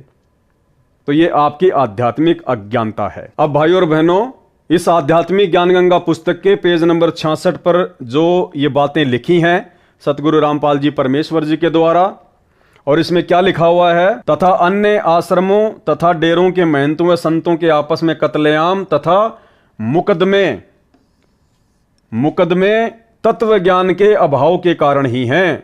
यानी संत रामपाल जी भगवान ये कहना चाह रहे हैं कि ये जितने भी आश्रम हैं, जितने भी ये कबीर पंथी हैं, जो गुरु बन के बैठे हैं, जो शिष्य हैं, आपस में भी ये एक दूसरे पर मुकदमे किए हुए बैठे हैं। तो ये सब कुछ क्यों है? आध्यात्मिक अज्ञानता के कारण, सतज्ञान की कमी के कारण। कौन लिख रहे हैं ये बात? संत रामपाल जी।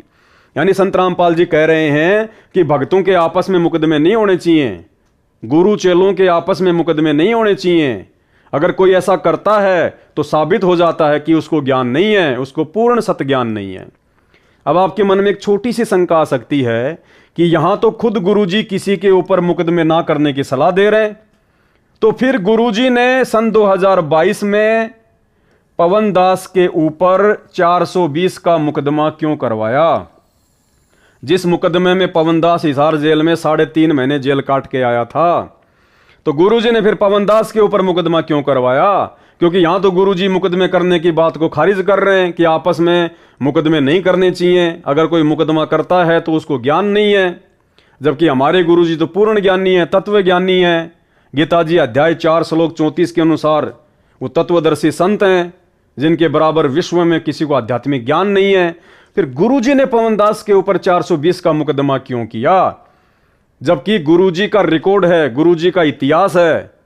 सन 1994 से गुरुजी ने ज्ञान देना शुरू किया है अपनी लीला अनुसार, और वर्तमान तक गुरुजी के साथ ना जाने कितने लोगों ने कितना बुरा बर्ताव किया। गुरुजी के साथ में लोगों ने बदसलूकियां की, गालियां निकाली। जबकि गुरुदेव ने हमें बताया कि एक बार वे हरियाणा के चिड़ी गांव में सत्संग करने के लिए गए हुए थे, पाठ करने के लिए गए हुए थे। तो जिनके घर पे पाठ था उनके रिश्तेदार इस बात से नाराज थे, वो खुश नहीं थे, वो गुरुजी के बारे में भला बुरा कहते थे। तो जब गुरुदेव वापस सत्संग करके जा रहे थे तो रास्ते में वो रिश्तेदार भी आ गए। उन्होंने गाड़ी खड़ी कर दी गुरुदेव की गाड़ी के आगे, ड्राइवर को भी नीचे उतारा, गुरुदेव को भी नीचे उतारा, और गुरुदेव को गालियां निकाली, भला बुरा कहा, जो कुछ कहना था उन्होंने कहा। और अंत में उन्होंने कहा कि कान पकड़ के माफी मांग कि आज के बाद में चिड़ी गांव में सत्संग करने नहीं आएगा। तो भाई और बहनों, ये तो लीलाधर है, लीलाधर। इस परमेश्वर की गति को तो ये काल भी नहीं जानता, ये भी धोखे में रहता है। उस लीलाधर ने, उस परमपिता परमेश्वर जी ने, समर्थ ने अपने ही उस बच्चे के आगे जो उनको पहचान नहीं पाया, और कान पकड़कर गुरुदेव भगवान ने माफी मांगी कि भाई आज के बाद हम थारे चिड़ी गांव में नहीं आएंगे। उसके बाद उन्होंने गुरुदेव को जाने दिया। अगर ये परमात्मा चाहे, भाई और बहनों, हम नित्य नियम में पढ़ते हैं, गरीब ऐसा सतगुरु हम मिल्या, बेपरवाह अबंद, परम हंस पूर्ण पुरुष, रोम रोम रविचंद। और जाके अर्ध रूम पर, अर्ध रूम यानी आधा बाल, जाके अर्ध रूम पर शकल पसारा, ये किस ब्रह्मांड, अक्षर पुरुष के 7 शंख ब्रह्मांड, सतलोक ऊपर के 3 लोक। कहते हैं उस आदि पुरुष परमपिता परमेश्वर सतगुरु रामपाल जी भगवान, जिनका वैदिक नाम है कबीर देव, कहते हैं उनके आधे बाल के बराबर भी ये सकल सृष्टि पूरी कायनात नहीं है। इतने समर्थ हैं हमारे गुरुदेव भगवान सतगुरु रामपाल जी परमेश्वर जी। अगर वो परमात्मा फूक मार दे, 21 ब्रह्मांड उड़ के ना जाने कहां चले जाएं। लेकिन ये लीलाधर ऐसी लीला करता है, इसीलिए नानक जी ने इनको ठगवाड़ा कहा है। इसीलिए वेदों में इस कबीर देव भगवान को तस्करा कहा है। तस्करा यानी आंखों में धूल जोक कर अपना काम करने वाला। काल को भी यकीन नहीं है कि वो परमात्मा इस गंदे लोक में आके इस प्रकार से एक आम व्यक्ति, आम संत की तरह भूमिका करके अपने मिशन को पूरा करता होगा। इनको ठगवाड़ा इसीलिए कहा गया है, इनको तस्करा इसीलिए कहा गया है। तो भाई और बहनों, आपके मन में भी ये सवाल आया होगा, आ रहा होगा ये पढ़ने के बाद में, कि जो गुरुदेव भगवान एक दूसरे के ऊपर मुकदमे ना करने की सलाह दे रहे हैं, फिर उन्होंने अपने ही शिष्य पवनदास के ऊपर 420 का मुकदमा क्यों किया? तो भाई और बहनों, अगर इसके ऊपर मैं वीडियो बनाऊंगा तो कम से कम 4-5 घंटे का वीडियो बन जाएगा। ये बहुत लंबी चौड़ी कहानी है, ये परमात्मा के मिशन का एक हिस्सा है। समझदार भाई बहन तो इस बात को भली भांति जानते हैं, जो सत्सेवक हैं वो। और दास कई बार इन बातों का जिक्र भी कर चुका है। जेल से आने के बाद दास ने 4 घंटे का वीडियो भी बनाया था। ये बहुत लंबा चौड़ा विषय है, ये परमेश्वर की लीला का एक हिस्सा है। समझदार तो इसको समझ चुके हैं, और ना समझों को समझाएंगे तो वो समझ नहीं पाएंगे। तो इस मैटर को हम छोड़ देते हैं। इससे हमने केवल यही निष्कर्ष निकालना है कि परमेश्वर जी जो इतनी सारी बातें इसमें लिख रहे हैं और कह रहे हैं कि धार्मिक लोगों में आपस में लड़ाई झगड़े का मुख्य कारण है सतज्ञान की कमी। सतज्ञान की कमी के चलते आपस में एक दूसरे पर मुकदमे, राग द्वेष, मान बढ़ाई, इन सब में फंसे हुए हैं। तो भाई और बहनों, कैसे वो परमपिता परमेश्वर सतगुरु रामपाल जी भगवान, जिनके विषय में उनके ज्ञान से, उनके आशीर्वाद से हम 2 कोटि के जीवों को भी इस बात का पता चल चुका है कि वे निर्विकार परमात्मा है, उनके ऊपर कोई दाग नहीं लग सकता, वो बेदाग परमेश्वर है। फिर वो परमात्मा कैसे हम भक्तों को यह आदेश देंगे कि बच्चों, ये जो मीडिया वालों ने इस प्रकार से मेरे खिलाफ झूठ फैलाई है, तुम इसका जमकर विरोध करो, उन मीडिया वालों को माफी मांगने के लिए मजबूर करो। अरे भाई, इस प्रकार की झूठी खबरें तो सन 1994 से ये मीडिया वाले, देश दुनिया वाले गुरुदेव के खिलाफ ना जाने क्या क्या बकते रहते हैं, क्या क्या फैलाते रहे हैं। आज से पहले तो गुरुदेव ने कभी आदेश नहीं दिया, कभी नहीं कहा परमात्मा ने अपने बच्चों को कि तुम उनके साथ में जाके उनसे माफी मंगवाओ। ये भक्तों के लक्षण थोड़ी होते हैं। ये तो जबरदस्ती वाला काम हो गया, ये तो ईंट का जवाब पत्थर से देना हो गया। तो ये शिक्षा हमारे गुरुदेव भगवान की नहीं है, सतगुरु रामपाल जी परमेश्वर जी की नहीं है। यह आध्यात्मिक ज्ञान गंगा पुस्तक का पेज नंबर 66 इस बात को भली भांति दर्शाता है। ये आप और हमारे जैसे सतलोक आश्रमों से जुड़े हुए उन चंद कोऑर्डिनेटरों का, गुरुदेव के कलयुगी परिवार वालों का, उन लोगों का मनमाना आचरण है जो संगत के ऊपर थोपा गया है। तो आप लोगों ने क्या करना है, क्या नहीं करना है, भाई और बहनों, आप स्वयं इस बात का निर्णय करें। अब आगे देखिएगा, आपको एक प्रमाण और देते हैं, इससे भी यह साबित होगा, आप भली भांति समझ जाएंगे कि जिस प्रकार से सोशल मीडिया पर सतलोक आश्रम मैनेजमेंट हरियाणा के द्वारा न्यूज चैनलों के खिलाफ माफी मंगवाने के पोस्टर वायरल करवाए गए हैं कि इन्होंने हमारे गुरुदेव के खिलाफ इस प्रकार से झूठी खबरें क्यों फैलाई। हम भक्तों को इकट्ठा करेंगे, आंदोलन करेंगे और हम मीडिया वालों से माफी मंगवा के रहेंगे। अब भाई और बहनों, क्या भक्तों ने ऐसा करना चाहिए? क्या भक्ति मार्ग में ये उचित है? क्या इस प्रकार के कुक्रम भक्तों की अज्ञानता को नहीं दर्शाते हैं? तो आपको ये सारी बातें सतगुरु रामपाल जी भगवान ने अपनी पुस्तकों में भली भांति लिख कर समझा रखी हैं। ये पुस्तक आपके सामने है, पुस्तक है मुक्ति बोध। मुक्ति बोध पुस्तक है और मुक्ति बोध पुस्तक का पेज नंबर है 171 पेज नंबर है मुक्ति बोध पुस्तक का। सतगुरु रामपाल जी के कर कमलों से लिखी गई है। इसमें गुरुदेव ने भगत के क्या लक्षण बताए, भगत को कैसे रहना चाहिए। यदि एक भगत के साथ में कोई जबरदस्ती करता है, कोई नाइंसाफी करता है, भगत का कोई मजाक उड़ाता है, भगत के खिलाफ कोई उल्टा सीधा बोलता है, तो भगत ने किस प्रकार से रिएक्शन करना चाहिए, भगत ने कैसा अपने आप को उसके सामने दर्शाना चाहिए। जबकि मीडिया वालों ने हम भक्तों के खिलाफ नहीं बोला, भगवान के खिलाफ बोला है। तो भगवान तो पाक होता है, पवित्र होता है, निष्पाप होता है, बेदाग होता है। तो उनके खिलाफ यदि कोई कुछ बोल रहा है, कोई कुछ लिख रहा है, तो हम तत्व ज्ञान प्राप्त भक्तों को दुख नहीं होना चाहिए। तो क्या बताया हमें परमेश्वर ने? ये भगत इब्राहिम सुल्तान की कथा के माध्यम से परमेश्वर हमें समझा रहे हैं। भगत तरवर अर्थात वृक्ष जैसे स्वभाव का होता है, यानी भगत का जो स्वभाव होता है वो पेड़ के जैसा होता है। कैसे? एक बार एक समुद्री जहाज में एक सेठ व्यापार के लिए जा रहा था, उसके साथ रास्ते में खाना बनाने वाले तथा मजाक मस्करा करके दिल बहलाने वालों की पार्टी भी थी। लंबा सफर था, महीना भर लगना था। मजाकिया व्यक्तियों को एक ऐसे व्यक्ति की आवश्यकता थी जिसके ऊपर सब मजाक की नकल झाड़ सके। यानी उस सेठ के साथ में उस जहाज में जो नाटक मंडली बैठी हुई थी सेठ का मनोरंजन करने के लिए, दिल बहलाने के लिए, तो उस नाटक मंडली को एक ऐसा व्यक्ति चाहिए था जिसको आधार बना के उस सेठ को खुश किया जा सके, मजाक किया जा सके उस व्यक्ति के ऊपर। खोज करने पर इब्राहिम को पाया, क्योंकि ये जो इब्राहिम सुल्तान था, परमात्मा ने बताया कि ये राज्य को त्याग कर और एक आम साधारण व्यक्ति की तरह अपना जीवन यापन करता था। तो जब उन्होंने खोजा ऐसे व्यक्ति को, नाटक मंडली वालों ने, तो खोज करने पर इब्राहिम को पाया और पकड़ कर ले गए।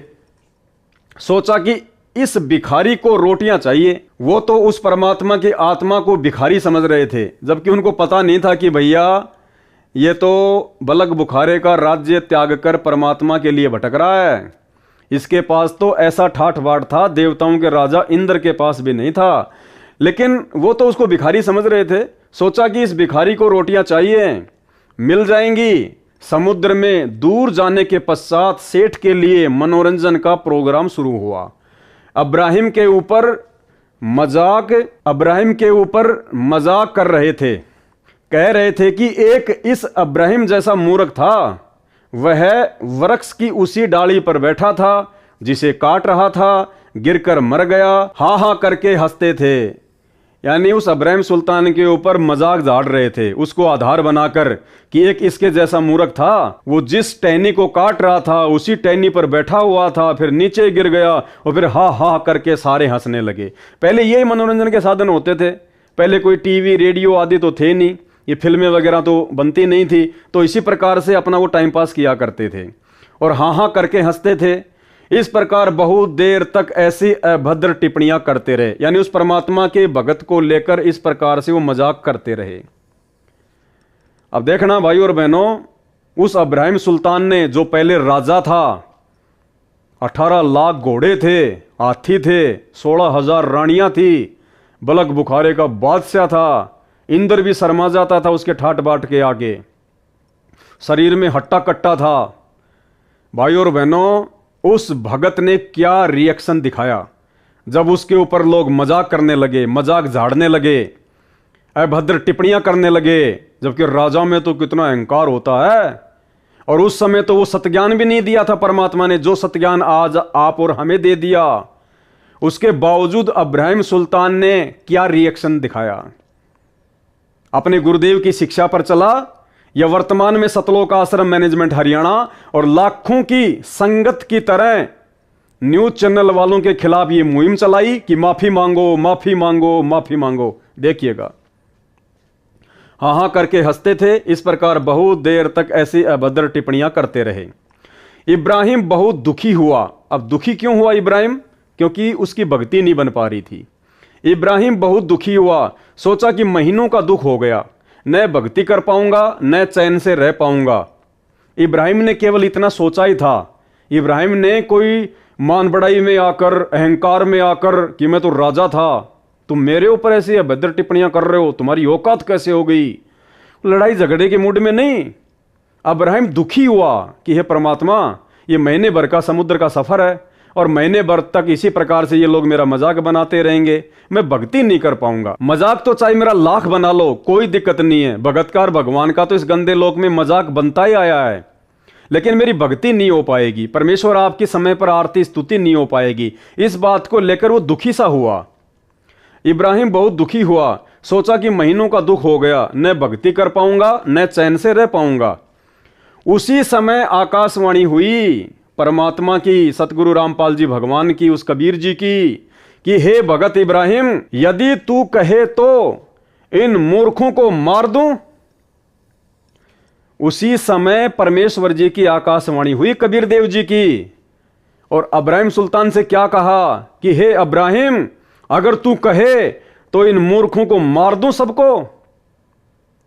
यानी परमेश्वर ने उसके सामने एक ऑप्शन छोड़ दिया कि अगर तू कहे तो इसी समय इस जहाज को डुबो दूं और तुझे बचा लूं, इन सब मूर्खों को मौत के घाट उतार दूं, इन मूर्खों को मार दूं, जहाज को डुबो दूं और तुझे बचा लूं।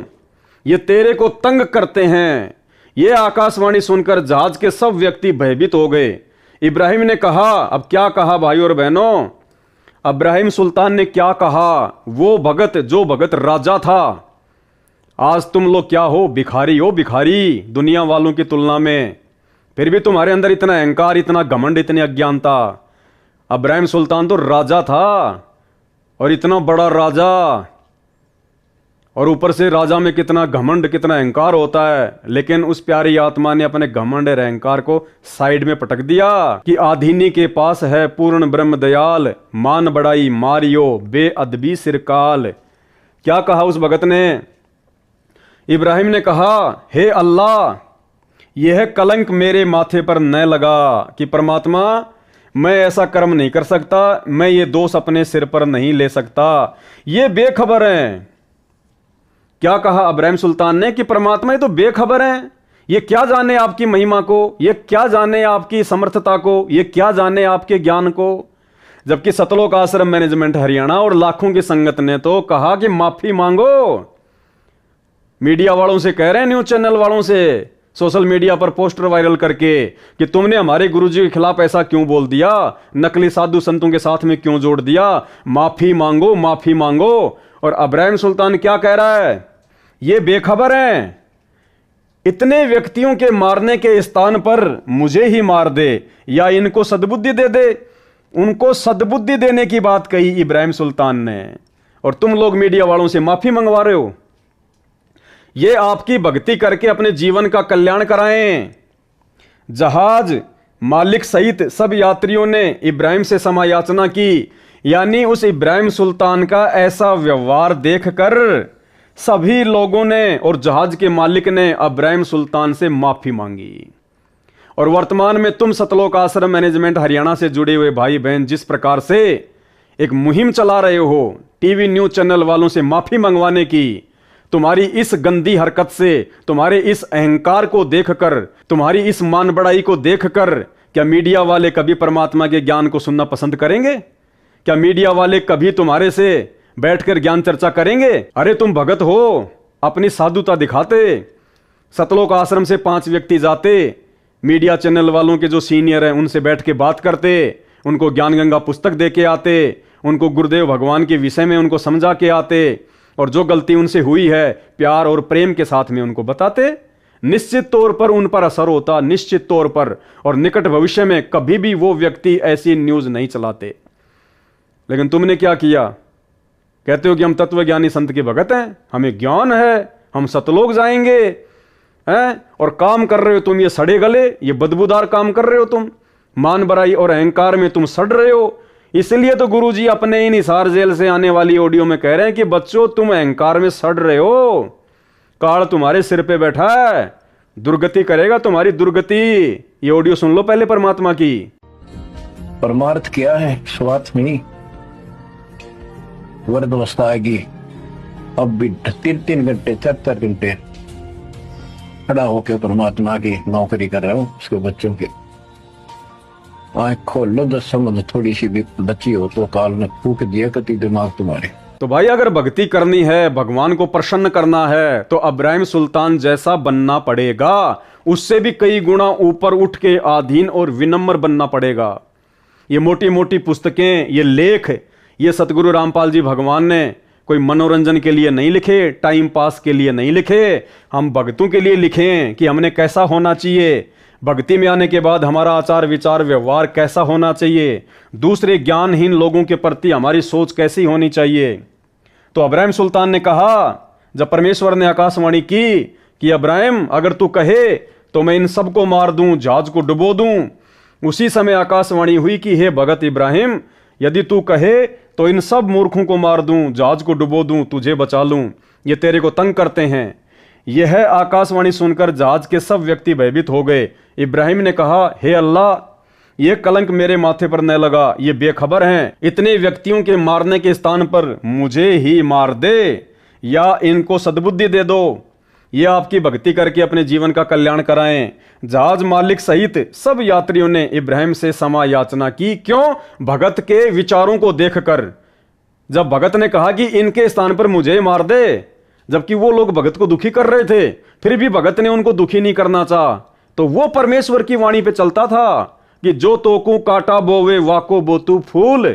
और जब वो इब्राहिम सुल्तान परमात्मा की वाणी पे टिका रहा तो परमेश्वर ने आकाशवाणी करनी पड़ी, और जो लोग उसके ऊपर मजाक झाड़ रहे थे उन लोगों ने भी अपनी गलती का एहसास करते हुए इब्राहिम से माफी मांगी और बाद में परमेश्वर जी से नाम उपदेश भी लिया।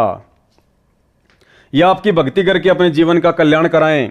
जहाज मालिक सहित सब यात्रियों ने इब्राहिम से क्षमा याचना की तथा परमात्मा का ज्ञान सुना। अब तुम्हारा ज्ञान कौन सुनेगा भाई? तुम्हारा आचरण, तुम्हारा व्यवहार, तुम्हारा लक्षण भगत जैसा है ही नहीं।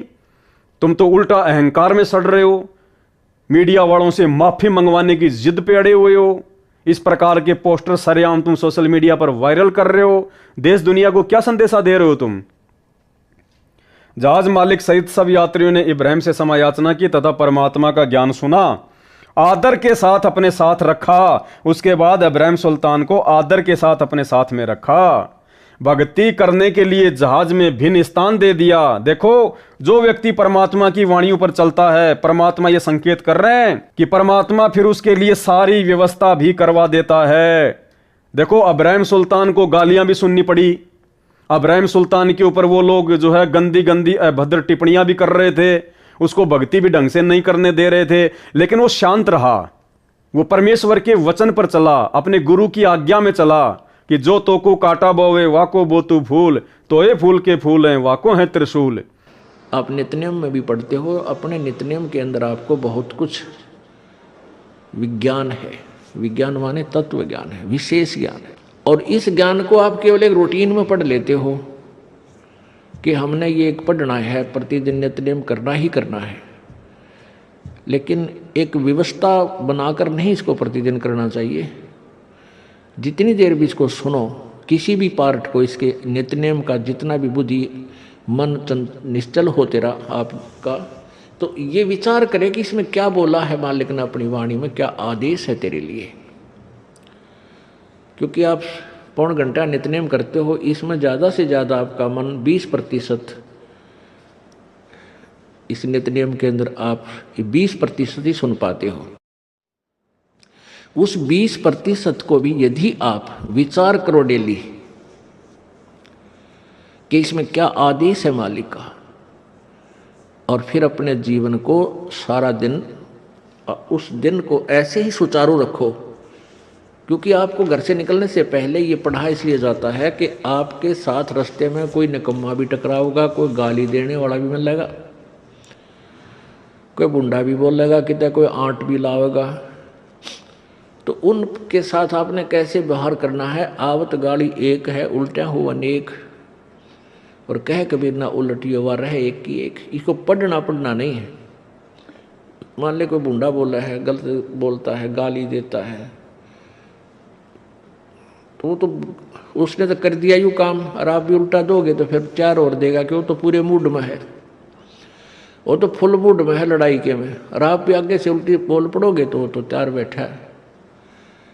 जब बसात क्या उनका मुकदमा रोज कर ले चाहे दिन में। तो कहते परमात्मा आवत गाड़ी एक है, उल्टा हो अनेक, और कहे कबीर ना उलटियो रहे एक का एक। और देख आगे कितनी प्यारी बात कही है, गाली ही से उपजे कलह, कष्ट और मौत, मृत्यु तक तो पहुंच जाती है एक छोटी सी गाली। गाली ही से उपजे कलह कष्ट और मीच, हार चले सो संत है, लाग मरे सो नीच। हम भगत भी हैं और दूसरा में बुंडा अच्छा बोल रहा है, और उसने मान ले किसी किस कह दिया, हमने उसका 2 दड़ाक धर दिए, उल्टे भी बोल दिए, फिर वो मारन पर उतारू हो गए, फिर हमने उठोक दिया। हो सकता है आप उसे तगड़े भी हो और अच्छा भी संवार दो, फिर आप में और उसमें कसर के रहेगी। आप तगड़े भी हो और आपसे हल्का आदमी भी आपने बुढ़ा अच्छा बोला है, उसने बालक समझ के अनजान है, उससे बचो।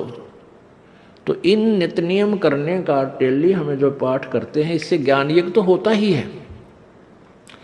ज्ञान यज्ञ के साथ हमने समाधान भी इसका साथ पैरेलल करना पड़ेगा, तभी इसके पढ़ने का लाभ है। एक लाभ तो हो गया ज्ञान यज्ञ का, और उसके ऊपर अमल हमने किया नहीं, उसका काम फिर सारा बिगड़ गया। तो कहते हैं ये बातें कहन सुन के नहीं भाई, ये कर पाड़न की है। उसने साधुता दिखाई, उसने भगतपना दिखाया, तो अंत में परमात्मा ने उन्हीं लोगों के माध्यम से उस जहाज में अब्राहिम सुल्तान के लिए भक्ति की व्यवस्था भी करवा दी। भक्ति करने के लिए जहाज में भिन्न स्थान भी दे दिया। यानी भाई और बहनों, ये परमात्मा जी की अमर वाणियां हैं। ये वाणियां आज भी वैसी हैं, अब्राहिम सुल्तान के समय भी वैसी थी और सतयुग में भी वैसी थी।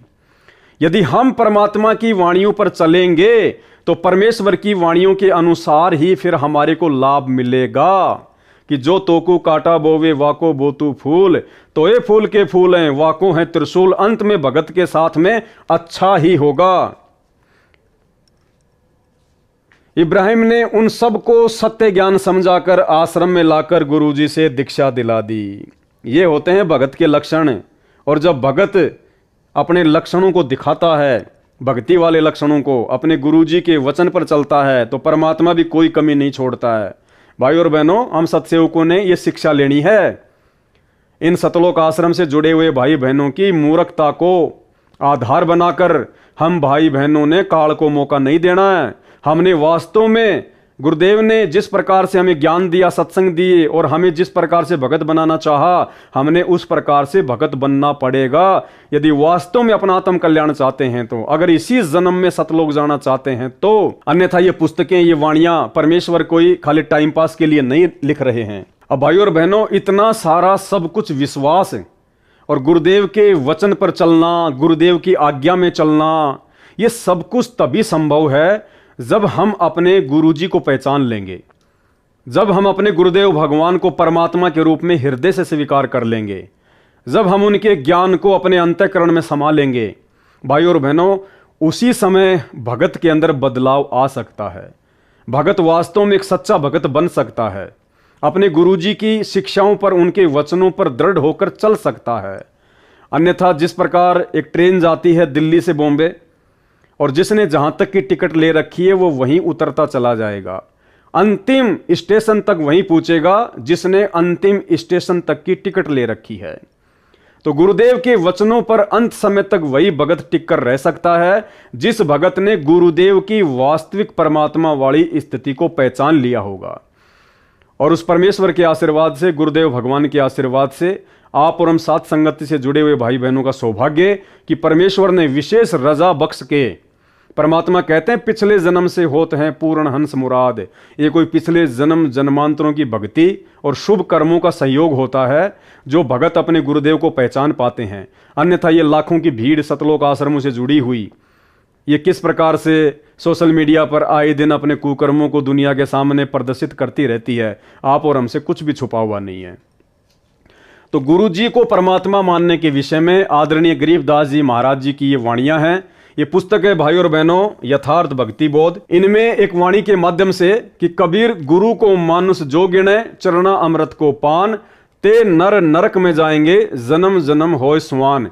भाई और बहनों, इस वाणी के माध्यम से सतगुरु रामपाल जी भगवान हमें क्या समझाना चाहते हैं, क्या शिक्षा देना चाहते हैं? सरलार्थ, जो सतगुरु तत्वदर्शी है, तो वर्तमान में हम सबको पता है कि तत्वदर्शी संत कौन है? धरती पर एकमात्र सतगुरु रामपाल जी परमेश्वर जी हैं। उसको परमात्मा के तुल्य ही मानना चाहिए, यानी गुरु को परमात्मा ही मानना चाहिए। यदि साधक यानी भगत ने गुरु धारण कर रखा है, संत रामपाल जी को अपना गुरु भी धारण कर रखा है, और नियमानुसार चरणा अमृत भी पी रहा है, यानी सतगुरु रामपाल जी भगवान नाम दीक्षा के समय जो एक चरणामृत की जो एक बोतल देते हैं छोटी सी, यानी भगत वो चरणामृत भी पी रहा है रोजाना, यानी भगत ने गुरु धारण कर रखा है और नियमानुसार चरणा अमृत भी पी रहा है, और गुरु जी को केवल संत रूप में देखता है।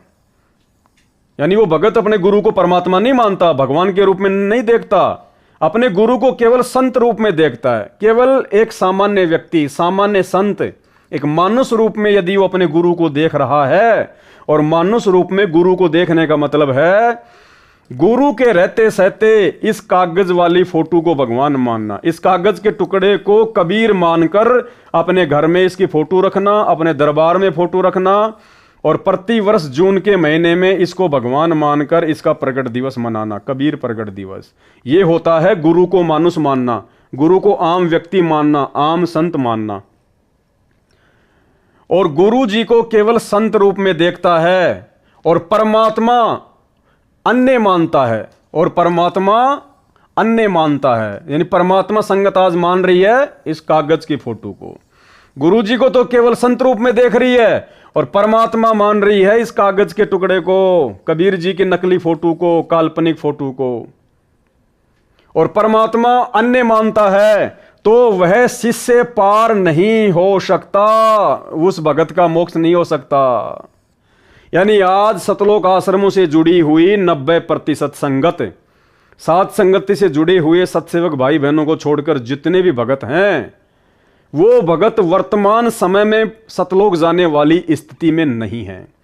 वर्तमान में वो पूर्ण मोक्ष प्राप्त करने वाली स्थिति में नहीं है, क्योंकि वो भगत परमपिता परमेश्वर जी की इस अमर अटल वाणी के अनुसार नहीं चल रहे हैं। कबीर गुरु को मानुष जो गिने, कर चरणा अमृत को पान, ते नर नरक में जाएंगे, जन्म जन्म होए श्वान। जो सतगुरु तत्वदर्शी है, यानी हम तत्वदर्शी संत के शिष्य हैं, उसको परमात्मा के तुल्य ही मानना चाहिए। यदि भगत ने गुरु धारण कर रखा है, बिल्कुल गुरु धारण कर लिया, और नियमानुसार चरणामृत भी पी रहे हैं, लोग सुबह सुबह संत रामपाल जी का चरणामृत भी पीते हैं, और गुरु जी को केवल संत रूप में देखता है और परमात्मा अन्य मानता है, यानी गुरु जी को केवल एक साधारण संत और परमात्मा मान रहे हैं इस कबीर जी की फोटो को, कागज के टुकड़े को, जो ना बोलता, ना चलता, ना देखता, ना हिलता, ना डुलता, ना आशीर्वाद देता, ना मंत्र देता, ना सत्संग सुनाता। तो वह शिष्य, यानी ऐसी गलती करने वाला वह शिष्य, वह भगत, तो वह शिष्य पार नहीं हो सकता, उसका मोक्ष नहीं हो सकता। अर्थात जिन जिन भगत भाई बहनों के घरों में आज भी इस दाढ़ी मूछ वाले कबीर जी की ये काल्पनिक, ये नकली फोटो रखी हुई है। जिन जिन के दरबार साहिब में ये फोटो रखी हुई है, जो व्यक्ति इस फोटो का सुबह शाम दोपहर दर्शन करते हैं, जो हर साल जून के महीने में इस कागज की फोटो का कबीर प्रकट दिवस मनाते हैं, वो व्यक्ति कभी भी पार नहीं हो सकता। पार नहीं हुआ तो स्वान यानी कुत्ते आदि के शरीर धारण करेगा। यानी सच्चे गुरु की शरण में आने के बाद भी, तत्वदर्शी संत की शरण में आने के बाद भी, जिस भगत ने भक्ति करते करते अपने गुरु को ही भगवान नहीं माना, परमात्मा नहीं माना, और गुरु के रहते सहते किसी और को भगवान मानता रहा, किसी और का प्रकट दिवस मनाता रहा, किसी और की फोटोओं को अपने घर में लगाता रहा, तो कहते हैं वो भगत भक्ति करते करते भी पार नहीं हो पाएगा। और पार नहीं हुआ तो फिर क्या बनेगा? स्वान, कुत्ता। गुरु और परमात्मा में कोई अंतर नहीं होता। जब तक दो समझ कर चाल रहा, कबीर साहब कहते हैं, वो कुत्ते की जुनी में जागा। तो आज सतलोक आश्रमों से जुड़े हुए 90% भगत, सतगुरु रामपाल जी परमेश्वर जी का कलयुगी परिवार, उनके भाई बंधु रिश्तेदार, ये कोऑर्डिनेटर, सब के सब इसी को भगवान मानते हैं। जून के महीने में इसका प्रकट दिवस मनाते हैं। आश्रमों में इनकी बड़ी बड़ी फोटोएं लगी हुई हैं, यानी गुरु के रहते सहते कागज के टुकड़े को भगवान मान रहे हैं। तो सारे के सारे कुत्ते की योनि में जाने वाली भक्ति कर रहे हैं, कुत्ते की योनि में जाने वाली। ये मैं नहीं कह रहा, आपके गुरु सतगुरु रामपाल जी स्वयं कह रहे हैं। आपकी आंखों के सामने इस वाणी का सरलार्थ उन्हीं के द्वारा लिखित पुस्तक यथार्थ भक्ति बोध में लिखा हुआ, भाई जी पढ़ लेना। आगे फिर क्या बताया परमेश्वर जी ने? दूसरी वाणी, जस्ट इसके आगे वाली वाणी, इसी पुस्तक यथार्थ भक्ति बोध से वाणी, गुरु मानुष कर जानते ते नर कहिए अंध, ओवें दुखी संसार में आ गए यम के फंद। सरलार्थ, जो साधक गुरु जी को सामान्य मनुष्य मानते हैं, सामान्य मनुष्य मानने का मतलब है नाम ले रखा है गुरु जी से और भगवान मान रहे हैं इस कागज के टुकड़े को, इसको कहते हैं सामान्य मनुष्य मानना। वे व्यक्ति अंधे, तत्व ज्ञान नेत्रहीन हैं, बिल्कुल मूर्ख हैं, मूढ़ हैं, नाम लेकर भी गधे हैं। उनको भक्ति का कोई लाभ नहीं मिलता, जिस कारण से इस संसार में भी दुखी रहेंगे तथा फिर यमराज के नरक का भी कष्ट भोगना पड़ेगा। मरने के बाद में, भक्ति करते करते भी मरने के बाद में नरक में जाना पड़ेगा। तो भाई और बहनों, क्यों आफत मोल ले रहे हो? सीधा सीधा परमात्मा धरती पर प्रकट है, समझाने में बताने में कोई कसर नहीं छोड़ रखी है, और तुम अपनी मूर्खता में इस कागज के टुकड़े को भगवान मान के पूज रहे हो, प्रकट दिवस मना रहे हो, बड़े बड़े पोस्टर लगा रखे हैं आश्रमों में। अरे भैया, गुरु जी का परिवार पार नहीं करेगा। गुरु जी के बेटा बेटी, ये कोऑर्डिनेटर तुम्हारी नैया पार नहीं लगाएंगे। इनकी खुद की नैया तो दलदल में धसी हुई है, दलदल में। ये सभी लोग आने वाले समय में रोएंगे, पछताएंगे और समय हाथ से निकल जाएगा। ये सभी लोग आने वाले समय में रोएंगे, पछताएंगे, लेकिन उस समय तक जब इनको ये बातें समझ में आएंगे ना, जो बातें वर्तमान में सत्सेवकों के आ चुकी हैं, ये बातें जब तक इनके समझ में आएंगी तब तक तो समय हाथ से निकल चुका होगा। और बाद में फिर परमात्मा कहते हैं कि अब पछताए क्या हो जब चिड़िया चुग गई खेत। अब भाई और बहनों, आज के इस वीडियो के अंत में आपको एक छोटी सी ऑडियो सुनाएंगे, जो कि सतगुरु रामपाल जी परमेश्वर जी ने अपने मुख कमल से बोली है। और ये कोई सामान्य ऑडियो नहीं है। वर्तमान में हिसार जेल से जो 1-1 घंटे के सत्संग आ रहे हैं, और हाल फिलहाल जो सबसे लेटेस्ट ऑडियो आई है, ऑडियो नंबर 44, विशेष संदेश नंबर 44। इस संदेश में परमात्मा ने बिल्कुल खुलकर कह दिया। क्या कह दिया? कि मैं कौन हूं, तुम्हारा गुरु कौन है, परमात्मा कौन है, कबीर कौन है। यानी जिन लोगों की आंखें बंद हैं, उनकी आंखें खोलने के लिए परमेश्वर ने संकेत किया, और जिनकी आंखें खुल चुकी हैं, उनके विश्वास को और अधिक दृढ़ बनाने के लिए परमात्मा ने संकेत किया। यानी सतलोक आश्रम मैनेजमेंट हरियाणा से जुड़े हुए 90% भाई बहनों की आंखें बंद हैं। तो इस ऑडियो के माध्यम से परमात्मा ने अपनी वास्तविक स्थिति को समझाते हुए उनकी तो आंखें खोलने का प्रयास किया है। और जो हम सत्सेवक भाई बहन परमेश्वर को परमेश्वर मान चुके हैं, गुरु को भगवान मान चुके हैं, परमात्मा ने हमारे विश्वास को और अधिक दृढ़ करने के लिए उस ऑडियो में संकेत किया है। और संकेत परमात्मा ने एक एग्जाम्पल दिया है, जैसे बच्चे बचपन में गेम खेला करते थे, छुपन छुपाई का, छुप जाया करते थे, फिर एक उनको ढूंढा करता था। क्यों, पहले कोई मोबाइल तो थे नहीं, वीडियो गेम तो थे नहीं, बच्चे ऐसे गेम खेला करते थे। तो जैसे बच्चे आपस में इकट्ठे होके और छुप जाया करते थे, और एक बच्चा फिर उनको ढूंढता था, और सबसे पहले जिसको ढूंढता था फिर अगली बार फिर वो ढूंढा करता था। तो ऐसे गेम खेला करते थे। तो एक आध बच्चे ऐसे होते थे, वो ऐसी जगह छुप जाया करते थे जो उनको ढूंढना बड़ा मुश्किल होता था। अब जिसका नंबर था ढूंढने का, वो आवाज लगाता फिर कि रे भाई, और तो मैंने सबको ढूंढ लिया, तू कहां छुपा हुआ है।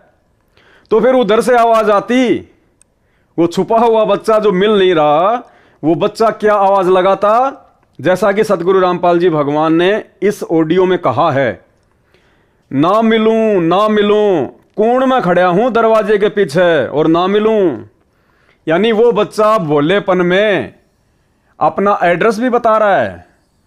क्या कह रहा है, कूण में खड़ा हूं दरवाजे के पीछे, कूण में यानी एक कोने में खड़ा हूं दरवाजे के पीछे, और ना मिलूं ना मिलूं, यानी वो बच्चा अपना एड्रेस भी बता रहा है कि कूण में खड़ा हूं दरवाजे के पीछे, और ना मिलूं ना मिलूं, नहीं मिलूंगा तेरे को। तो बताओ फिर मिलेगा नहीं क्या? जो बच्चा ये कह रहा है कि भाई मैं कूण में खड़ा हूं दरवाजे के पीछे और ना मिलूं तेरे को, नहीं मिलूं, तो क्या मिलेगा नहीं? अगर इसमें जरा भी बुद्धि होगी, अगर इसमें जरा भी कॉमन सेंस होगी, तो ये शब्द सुनकर इस बच्चे के द्वारा कि ना मिलूं ना मिलूं, कूण में खड़ा हूं दरवाजे के पीछे और ना मिलूं, जो अपना एड्रेस भी बता रहा है कि मैं कहां खड़ा हुआ हूं, तो ये बच्चा यदि होश में होगा तो ये बच्चा तुरंत संकेत को समझ जाएगा कि हां वो दरवाजे के पीछे कोने में खड़ा हुआ है, और तुरंत जाके उसको पकड़ लेगा।